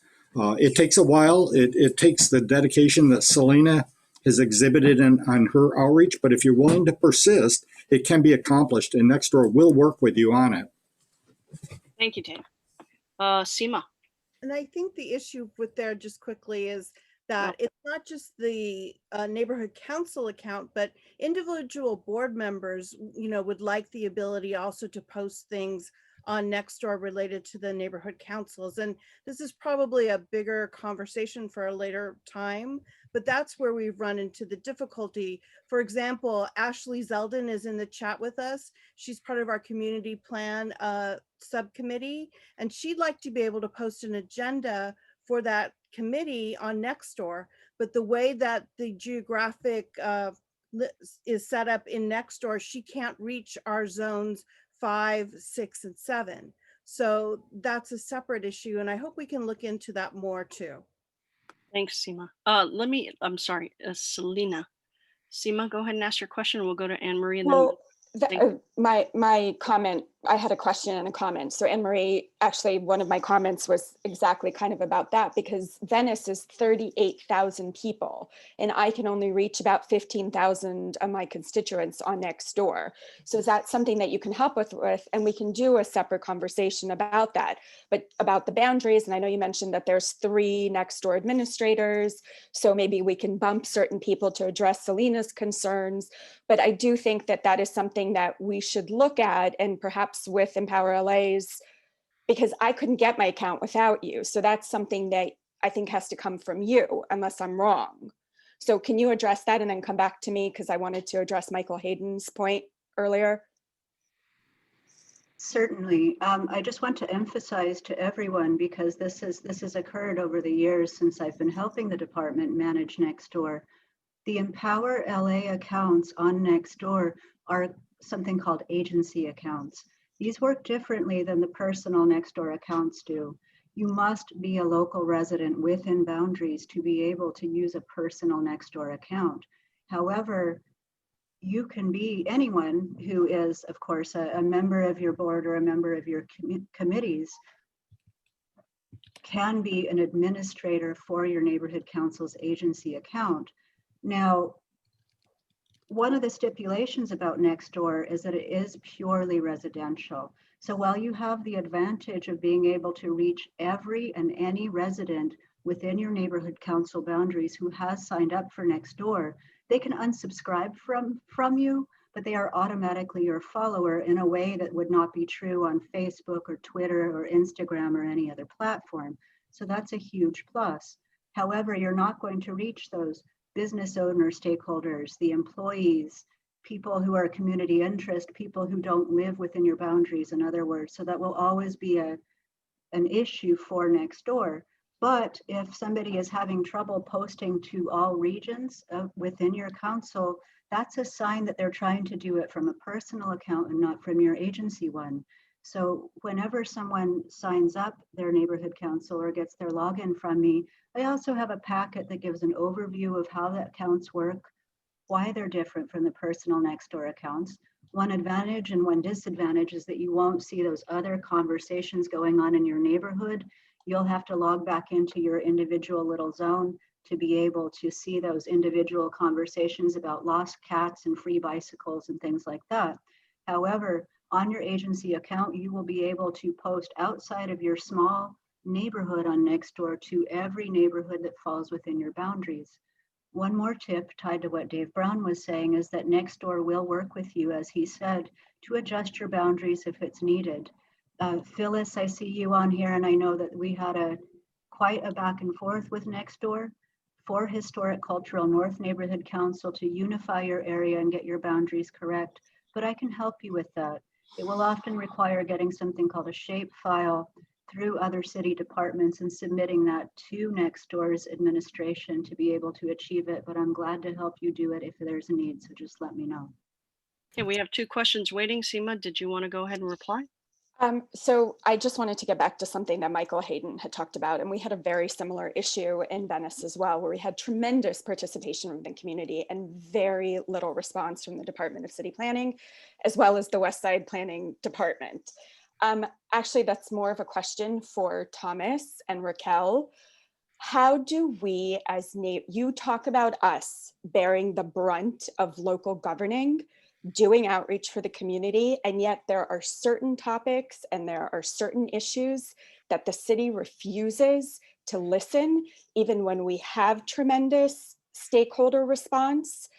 How do we address that? How do we address the frustration that exists in certain communities at the lack of efficacy of the neighborhood councils when it comes to certain large decisions, and when it comes to the fact that there is large participation from our communities and we don't hear back, whether it's from our council people or whether it's from our Department of Planning, when it comes to large developments such as this, and when it comes to controversial developments and projects that come up, how do we become heard?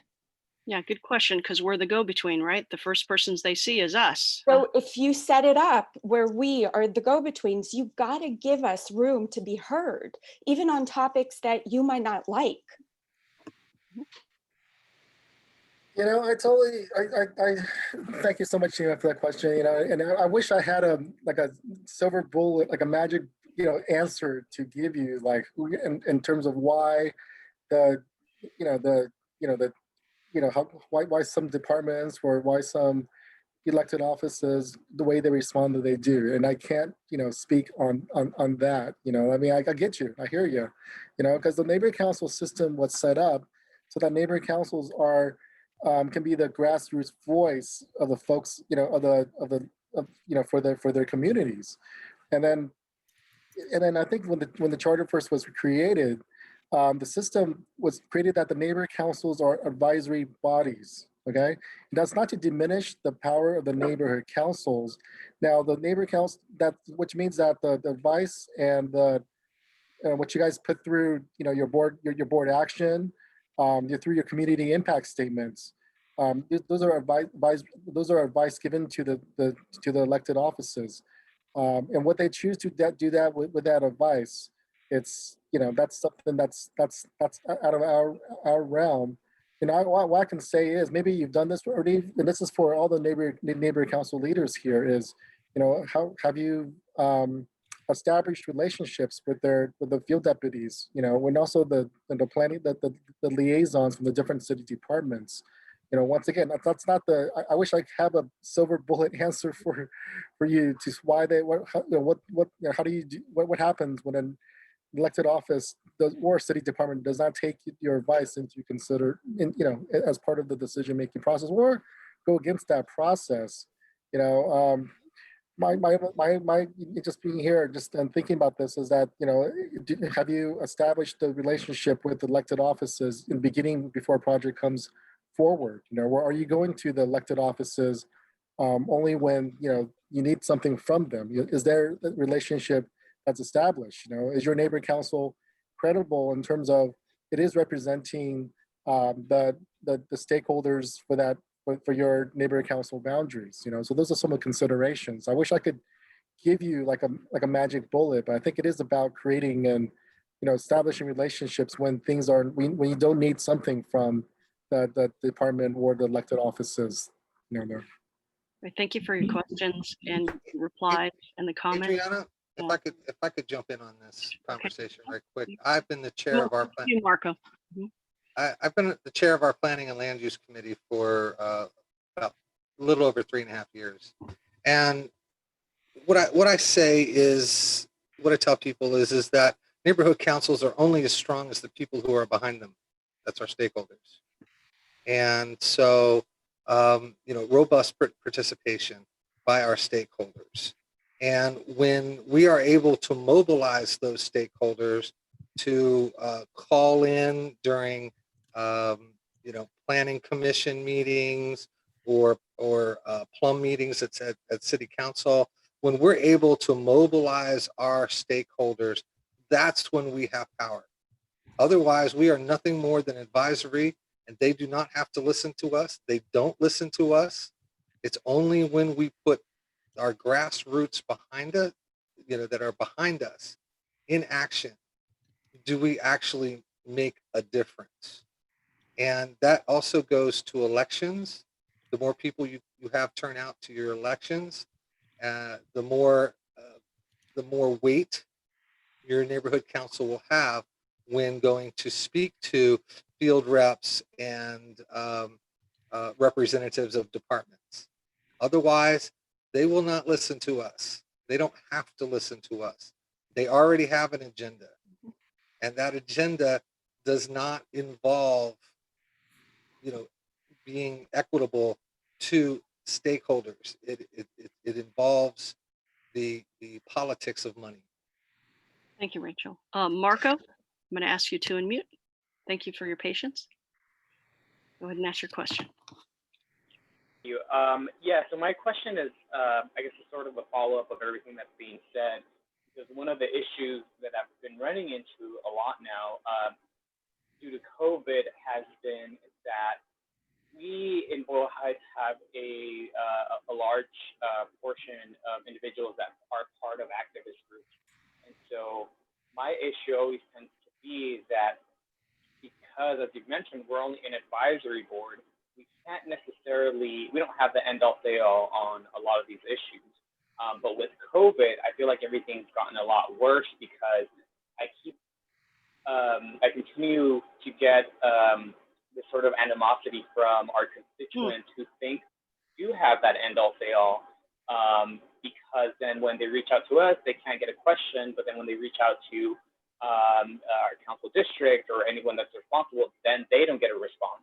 So I'm trying to figure out, how do we make sure that we're providing them information enough? Because at a certain point, it's almost starting to feel like, well, the city's not working with us. Who do we turn to at this point? Because like you said, we are here to help our constituents, the people that live in the city. I'm trying to figure out, how do we go on about that? What can we do? Because it almost seems like you're saying, well, the city can listen to us, but they don't have to enact, they don't have to do anything about it.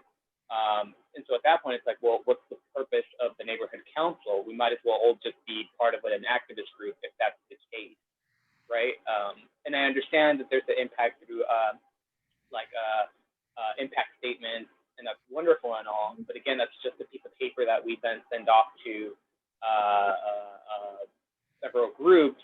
And as you've just mentioned again, they don't have to listen to that, right? So I'm trying to figure out, how do we make sure that there's a certain sense of accountability that then we can turn around to our constituents and let them know, well, hey, we wrote this impact statement, but this is what we got out of it.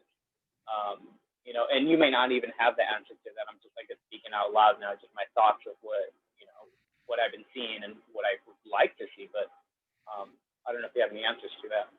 Thank you. Thank you, Marco Antonio. Thomas, any thoughts on that comment? You know, they're, You're put on the spot today. Thank you, sir. first of all, just I think Evan White's given the best practice on a diffuse meetings by bringing his little bit, his little. My wife calls it the I baby can't test. concentrate. Come on now. Okay. No, Mark, I think and then I think Rachel put in the chat, right? How do you guys organize? How do you advocate? One other way, because we're talking about one thing, Marco, you mentioned was, I was thinking about what you said earlier in your first comment was, how do we establish that relationship with the city council offices? How do we establish that relationship with us to kind of get what you're doing out there? Why don't we reverse that in terms of, because part of remember the two purposes of neighborhood councils is to make government more responsive, but also to get stakeholders involved, right? And why not? These are some of the. So maybe one idea is, hey, council office, what's your view on this planning issue? What are X, Y, and Z? And before it comes to city council, why don't you? Why is it, instead of asking what the council could give for you, but take what the council ask what the city council will be doing, your councilman, and take what they're doing and hey. And send out, some folks, I think Richard Larson put down, they do a survey on the website, is like, to take what the city council would be prioritizing and send that out to a survey to your neighborhood councils. Is this what you want from your community? And then gather the feedback and get the word out there. So I think that's one strategy we can do as well. Great, thank you, Thomas. Mr. Larson. Yes. Thank you on the Thomas on the survey. Actually, that survey is online. If you go to the Lincoln Heights Neighborhood Council, you'll see.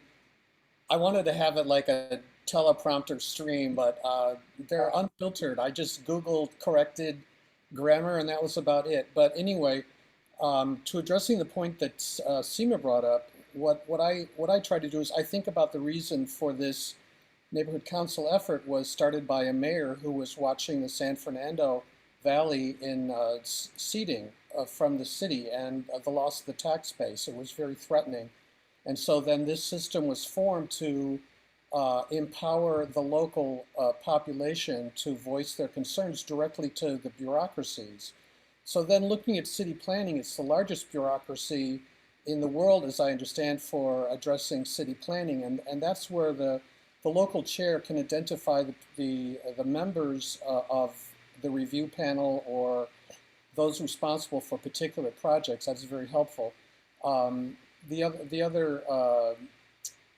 other part of that is I speak to the council district office by phone at least once a week. I talk to the district deputy director. I talk to the senior planning deputy. And if you don't have those kinds of personal relationships, I encourage everyone to establish them. I don't believe they can be engaged by negativity. I think that we are looking for resonance, basically. So I'm happy to say I've been totally amazed with the participation of Council District 1. I want to applaud.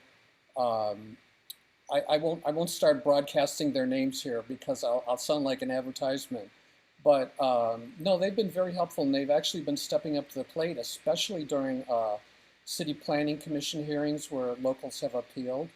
But just get in mind of the mindset that you are the central clearinghouse, and it's your responsibility to get those relationships going and get those contacts out there and to engage your community, especially when you feel pushed out of the way. We have to make the city bureaucracies treat us as legislators, which I know is challenging. Thomas just made the opposite point.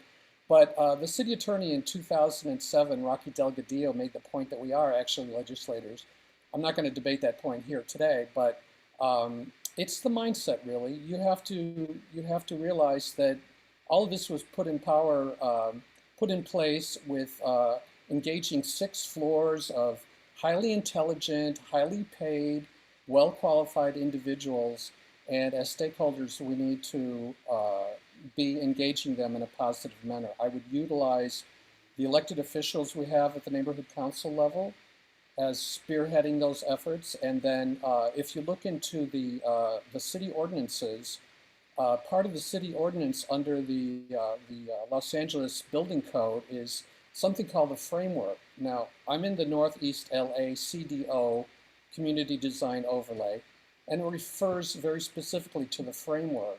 And one of the issues of the framework is controversy. Thank you, Richard. And agreed, we want to have some collaboration, positivity, and good working relationships and communication. It's difficult to be able to represent those in our community fairly because there's so many different opinions and needs, but we do our best. And this is a good start. These webinars and getting the collaboration that we need to get all of the people in the room and have a nice, healthy discussion, and always use positive words and try to encourage, right? Because that's what we're here for, to be able to empower. That's the key word in the departments. Empower us and help us help each other. Any other questions on the topic? I'd like to go on and address the issues about the underrepresented stakeholder that we have mentioned a few times here. One being the LGBTQ plus community. Rachel Rose Lucky is from Rampart Village. I know she has some comments, and Danielle Perez is from Del Rey, and also one of the Hollywood NCs. And I know that they'd like to discuss that this is something that it's been talked about quite often during the summer, throughout the years. And in fairness, are we doing okay? What's the temperature in terms of reaching that underrepresented stakeholder? Because they are indeed stakeholders, the unsheltered is being one. I don't want to go into too much of the topic of homelessness, only because that is a networking session that's there.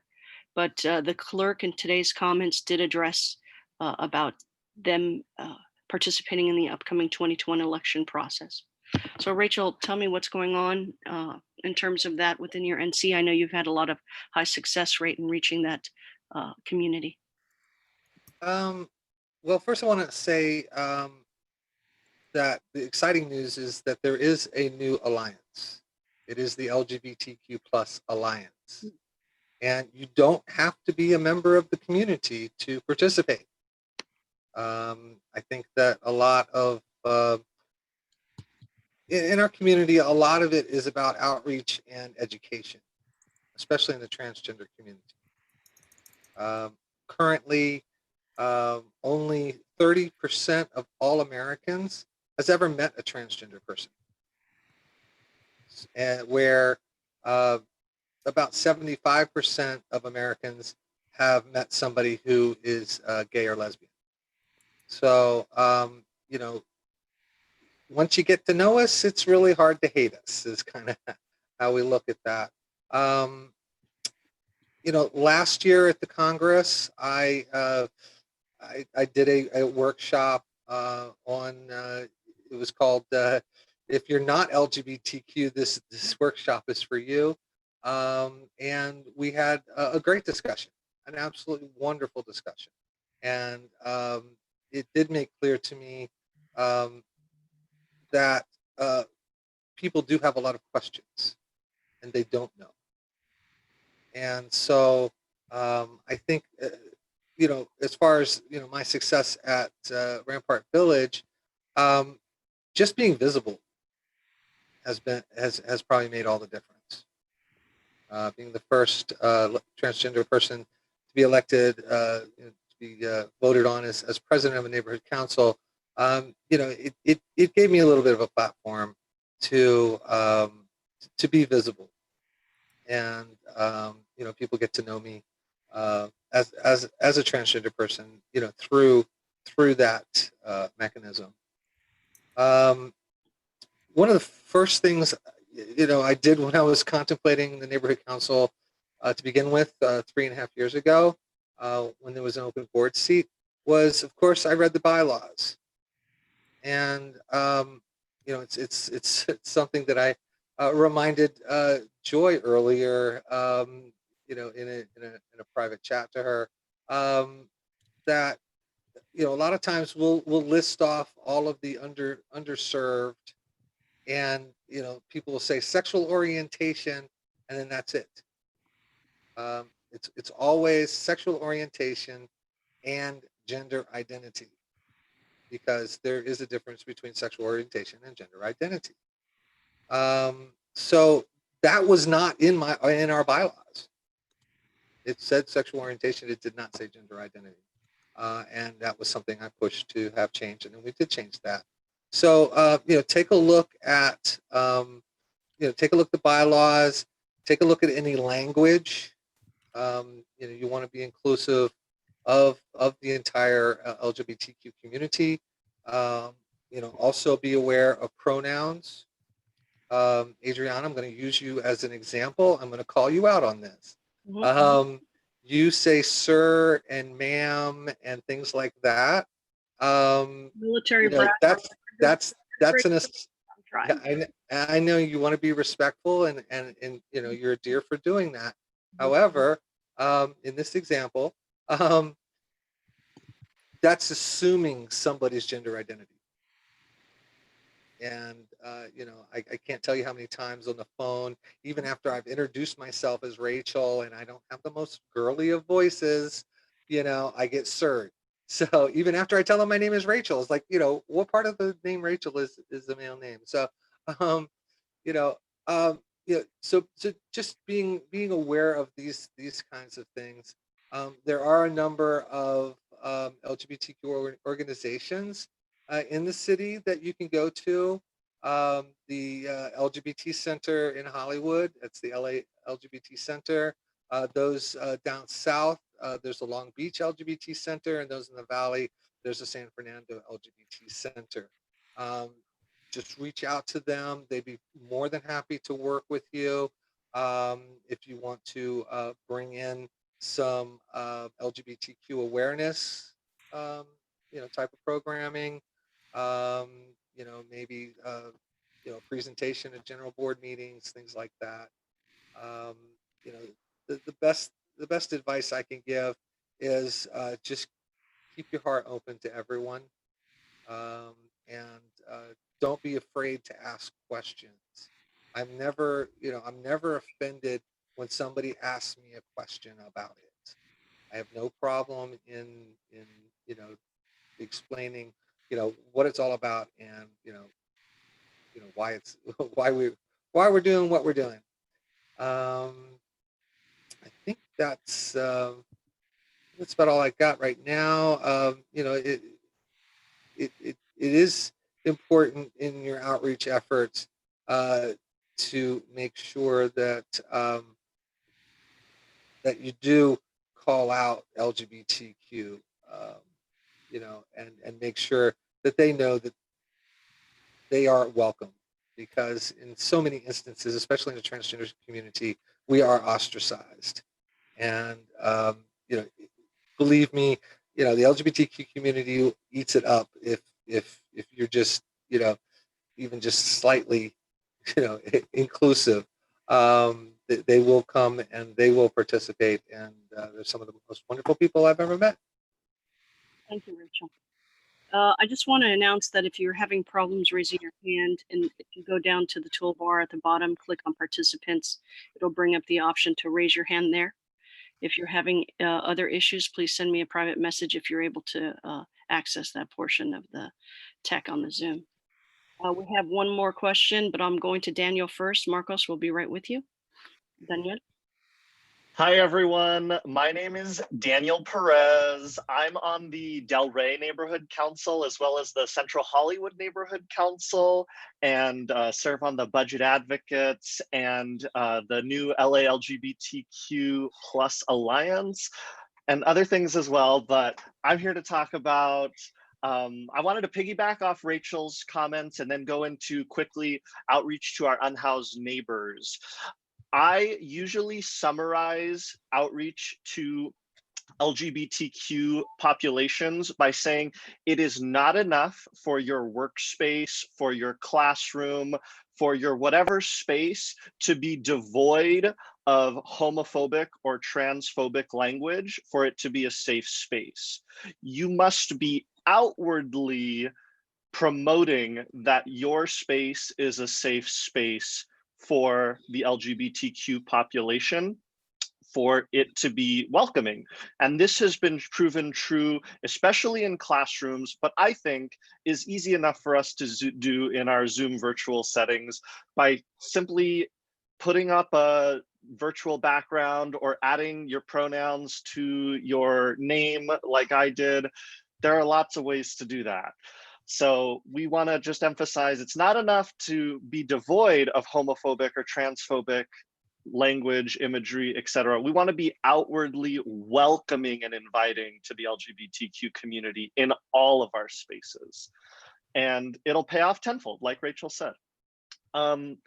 Outreach to our unhoused neighbors. I'm only going to speak briefly to a couple of items because we're running low on time, and our fabulous colleagues over at the Mid-City West Community Council, I see Jenny is on with us, are having a full-fledged event on this topic on October 5th. So we'll plug that at the end for the Mid-City West Community Council. But the 2 points I wanted to make in outreaching to our unhoused neighbors. Number one, consider how your intentions or your goals in outreaching to your unhoused neighbors align with Maslow's hierarchy of needs. So for those who are not aware, Maslow's hierarchy of needs is a psychological term that says we have basic needs that have to be met before we can meet our next highest needs, and then reach self-actualization, what the highest level of our self is called. So the basic needs that we need to attain are water, food, shelter, clothing. These are the basic needs. And by definition, our unhoused neighbors are not receiving those basic needs. So the next thing on the list are things like employment, resources. Then above that are things like friendship, family, and then above that are self-esteem, status, recognition. So when we're talking about, wow, we should have a committee where we have unhoused community members participate on our committee and give input on how we can be doing things for our neighbors who are unhoused. The intention is great, but when we're going out to our neighbors who are intense and saying, hey, here's a flyer, we would love for you to come out to our committee meeting, we're having this committee, they're trying to find their next place to sleep. They're trying to find a way to get through the day so that they can meet with their program manager tomorrow. I worked at the Los Angeles LGBT Center's homeless shelter for 5 years, and we would get requests all the time. Hey, we would love to have someone come and speak about their lived experiences. That's great. We love having folks speak about their lived experiences because more often than not, it changes perspective. So I think it was Chelsea who mentioned from Zapata King earlier, the most effective outreach to homeless or unhoused neighbors is when we're going out and helping them meet their most basic needs, distributing hand sanitizer and masks and prepackaged meals, things like that. Because when we're doing that relationship building and assisting them with their most basic needs, we're able to assist them in maybe attaining those higher level things like safety, love, belonging, self-esteem, so that they can maybe be in a place so that they can vote in our neighborhood council elections or run in our neighborhood council elections. But I wanted to make that first point, just considering how your goals and intentions are aligning with Maslow's hierarchy of needs. And then the second point is just emphasizing that relationship building is key. For our organization at the LA LGBT Center, it took an average of 7 to 10 contacts with someone who was living on the streets before we could get them to even fill out an intake form. So I think it's one of the most challenging things. It is probably the most challenging thing in our city right now is how do we help our unhoused neighbors?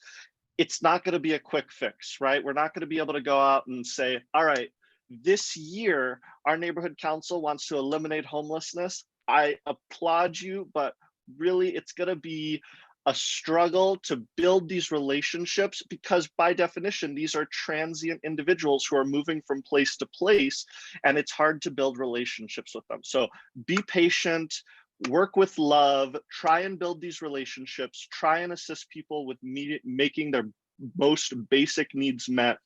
And I would just again refer folks who want to have further conversation and information to the Mid-City West Community Council events on October 5th, engaging with your unhoused neighbors. I don't know if there are any additional details Jenny wants to share about that, but that's all I had. Thank you.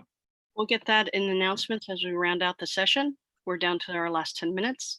And I know Marcos has a question. I'm going to ask you to unmute yourself, Marcos, chime in, and then we'll move on to Dave Brown in regards to converting in-person events into digital. Go ahead, Marco. Thank you so much.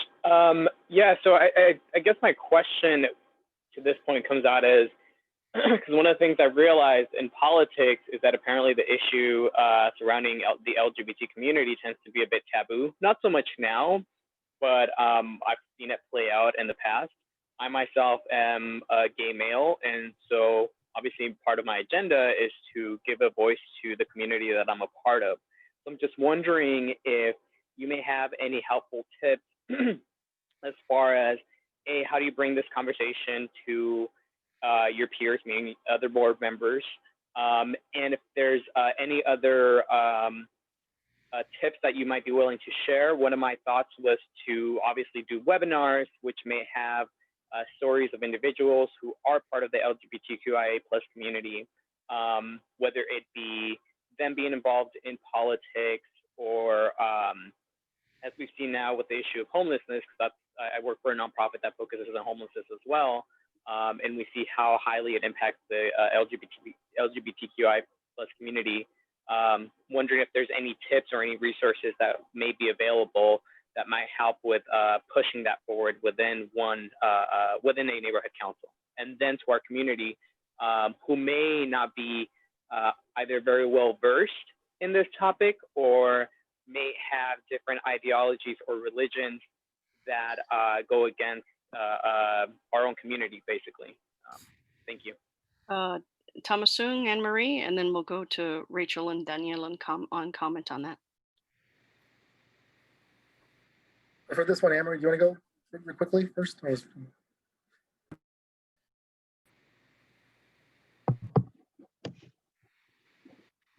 I would. Can you hear me now? Yes, miss. Oh, sorry. I'd just like to add how happy I am to see the LGBTQ Alliance arising in the first place. I think this is, I would like to see in the future more alliances and more liaison groups built around subjects that cut across every part of the city, but which really focus on a certain aspect of life in the city and which focus on a certain group of stakeholders. I think that we have a lot of regional alliances, but we don't have many topical alliances yet. We have the Land Use Alliance, we have the LGBTQ Alliance, more homelessness liaisons. Alliance groups like that, I think, are the key to being able to serve all stakeholders and yet really unite and throw our power together from the communities across the city, put our shoulder into really creating change that takes place across the city. Thank you. And I would just add that there's a recent council motion that's asking us that for neighborhood council board members to take a mandatory, I think, diversity training course. And then right now we know that not one we're looking for. I think Raquel's general manager is looking for ideas for to what should be in that course. So I think so when someone comes to the board, that they'll have to have that training in the future, so that they'll be better equipped, I think. So I think definitely that's one in addition, get involved with the LGBTQ Alliance, but I'll definitely we'll keep you informed in terms of because we're looking for recommendations for maybe for some content and topics. So we'll keep you informed with that as well. Okay. And I just want to interject here that the chat is open for save at the end of this session. So please, you go to the chat function, you'll select the the little icon on the lower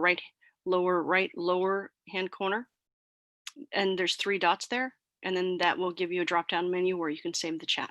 Okay, you can do that now so you don't forget, but it'll also be there before we stop the recording and end the session. Final words? Adriana, can I just add to answer the questions that if you're doing outreach in your neighborhoods, you are outreaching to the LGBTQ community. We exist everywhere. So make sure that all of your outreach is inclusive. Make sure that you don't have binary language in your outreach materials so that you can be inclusive. And then the second point, as I put in the chat, on September 30th, there is going to be an interfaith panel talking about the LGBTQ community and for major faith identities. So I think that was the second part of your question. And if I could just 2 seconds, you know, it's not enough for us to outreach to the LGBTQ community, but members within the neighborhood council system who are LGBTQ must outreach to our heterosexual cisgender siblings, because as like I said, what I learned last year was that when they came in and felt that they had a safe space, they were able to ask the difficult questions. This is uncomfortable for some folks, and they were able to ask the difficult questions. I had you know, this one lady who just was so embarrassed. She was getting red in the face, and I just let her know it's okay. Take a deep breath. Well, let's talk about what you want to talk about, and we're here to answer your questions. So, you know, we have to make sure that on our side of the coin that we need to be as open and as accessible and as loving and caring as we possibly can be. And they will make mistakes, and we have to be okay with that. Thank you, Rachel. So I don't see any hands raised at this time. And for those that are on the phone, please use the *9 feature to raise your hand.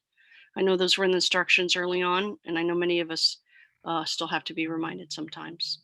Mr. Brown, please tell us how you're able to convert the fair this year, the Emergency Preparedness Fair in the Valley, from in-person to online, because that's of interest to many people, how to convert their events that they're used to doing in person onto the new way of doing things during this pandemic.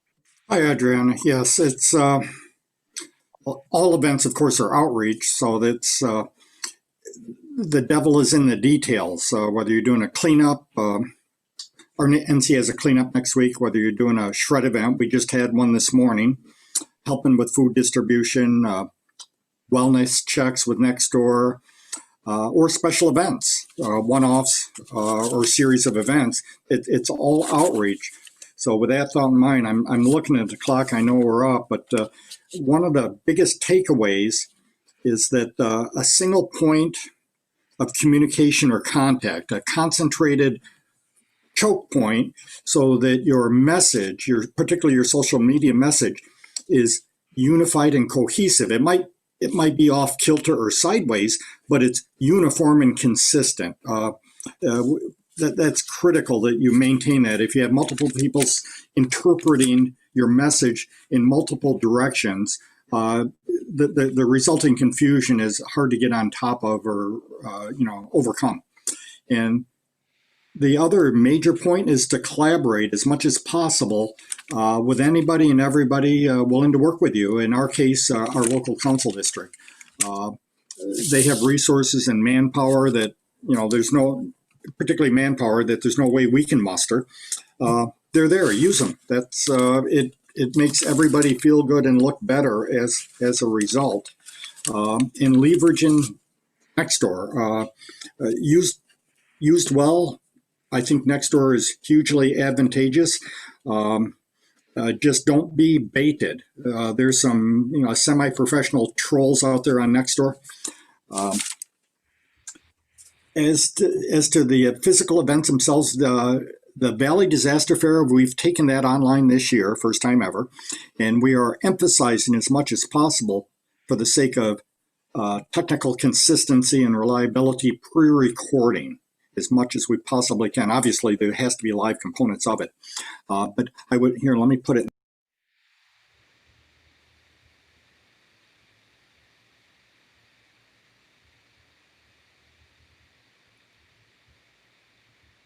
Somehow everybody got muted. Yeah. Dave, you're muted.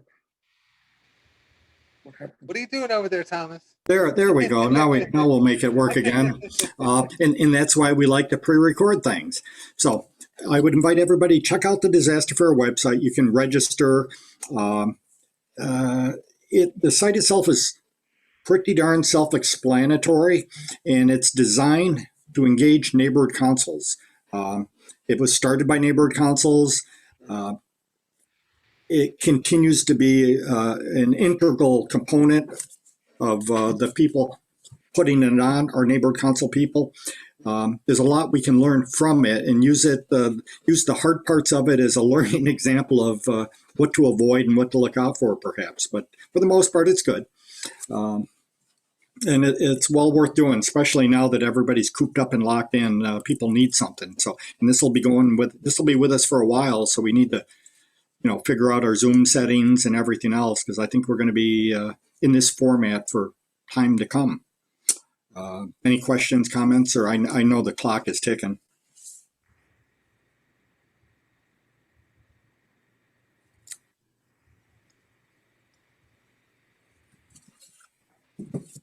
Well, it's been a pleasure talking with everyone today. Hopefully we got to answer some questions, and looks like people are starting to share emails and things in the chat. So maybe if we can, everybody has a chance to do that, and keep these conversations moving offline. Yes, thank you very much for the panelists. Thank you, Thomas Soong, Anne Marie, and staffers Karen Hernandez, and others that are here, panelists. I appreciate your input here today. A shout out to Mr. Rokello and others who participated in the Congress planning. And thank you, Mr. Heinrich Kiefer. He was also part of the group. And those that are able to take time out of their day to be here. Danielle, Perez, Rachel Rose Lucky, Seema, Evan, David, Richard. And Adriana, you did such a wonderful job, Adriana. Thank you so much for all the hours you did. Well, your efforts. And I really appreciate those comments, David. Mr. Soong and Anne Marie, thank you. Is there any last things you'd like to discuss? I think we went all around the world today. Yes, Emily, you want to go first? Let's see. Sure. First of all, I know that Marco has a question about how to save the Zoom chat on a phone. I'm not positive, but Marco, I'm glad to just email you the copy that I saved, if that helps. If somebody else knows the answer to that offhand, please feel free to jump in right now. Does anybody? The recording is actually going to be posted on the YouTube channel that we have. And if you the event, including this one here, you'll be shared that link. It won't happen today. It'll probably happen on Monday. Oh, okay. And then I see that Ashley says she doesn't think that the chat can be saved on mobile. So if that's the case, I just put my email address there in the chat. Write to me, let me know that you need a copy if you're on a phone and attending this. If you're on a computer, as Danya is pointing out, click the 3 dots in the bottom right corner of the chat window, and it'll give you the option to download it right now. I'm going to quickly share my screen that has the link on the upcoming webinars again.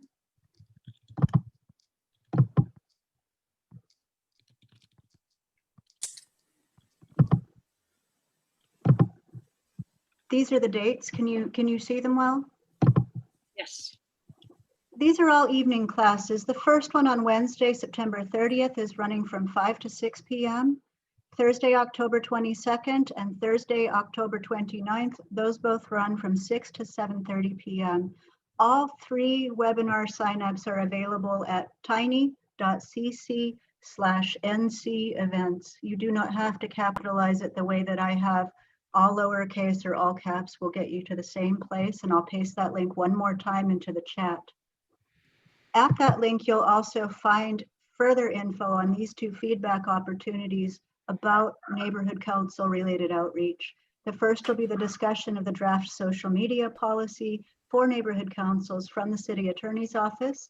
That'll be at the Board of Neighborhood Commissioners meeting on Tuesday, October 6th. When they meet on the first Tuesday of the month, their meetings always start at 6 p.m. Thursday, October 8th at 1 p.m. will be the City Council Committee presentation from Dunn and from the City Clerk's office on elections outreach and administration for the 2021 Neighborhood Council elections. And finally, this is my contact info as well as the contact info for Tom Sung. So I'll paste this into the chat as well, but please reach out with your questions about any of the upcoming webinars. If you need to follow up on anything discussed here in this session today as well. It's really been a pleasure learning from you all and listening to what you all have to share. Thank you so much. Anne Marie, would you mind just putting up the prior visual? The one, thank you. Yeah, no, the second one. Sure. And these are both on that tiny link as well, the NC events link. I'll paste that into the chat right now. There's information on how to get these agendas or follow the council file and things like that if you're not already subscribed to those things. Thank you. Thank you. Thank you. Any final questions before we end the session? No, I just want to say thank you to all the board members. Adriana, thank you for your hard work in putting this together. I think we've all, we as the department, I think you've given us so much. You inspired us, your neighborhood council leaders with your ideas, right? We use the outreach word, and there's so many different layers of outreach, right? One is the advertising, getting the word out, the lawn signs, the swag that you guys use. Another component is engagement. How do you engage with the community? Another part, is advocacy too, right? So there's not a one quick stop without in how to do outreach. So thank you for these ideas. And, I mentioned earlier as a start that we wanted to kind of help create some resource guides, because a lot of neighborhood councils, I think you've heard, I think we've all agreed that we learned something new, some best ideas, right? So I think that we want to be that clearinghouse. I saw that Mar Vista mentioned that we have door hanger templates already. Well, if you have it ready, why create something new, right? Awesome conversation on Nextdoor, and then awesome, insights from Rachel and Daniel with the LGBTQ, how to reach the community, in appropriate language. So we won't say, so that, we won't say manpower, we'll say people power, okay? So then, so with that said, and I do want to say also, please, the other component is that and then in our communities, we have folks that are monolingual in different languages. Is that please do reach out for your meetings, to reach out to your neighbor empowerment advocates, and they can provide you some tools and resources to help get things translated for interpreters as well. Okay, so I'll end with that. But thank you so much for your time here, for hosting the session. We're just getting started. The elections is around the corner, so you'll be seeing us soon. Okay, so thank you so much, folks. One more shout out to Adriana for your amazing work in the Congress planning and on moderating this panel today. Bravo! Yeah, that's how we're ending this one for sure. Way to go, Adriana. It's because of you, and I also want to announce that if you'd like to participate and help us in any upcoming webinars, please feel free to drop me an email, and then we'll include you in the next networking session we have in the next quarter. Para los que hablan español, disculpe si hemos tenido un traductor hoy. Por favor, no se una otra oportunidad en el futuro. Y ustedes pueden poder enviarme un email electrónico, yo respondo y yo les digo los datos que ocurrió aquí. Gracias. Thank you. We didn't have a translator, they canceled, but nonetheless, we're doing the best efforts and we're doing a to-do list to make this bigger and better for you next time. I see that there's one hand raised. Marco, is that you? Did we answer your question, or is that from a previous question?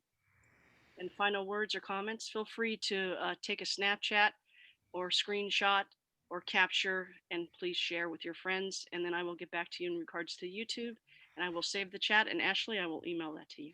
Thank you all. Have a good Saturday. Thanks for being here and being part of something.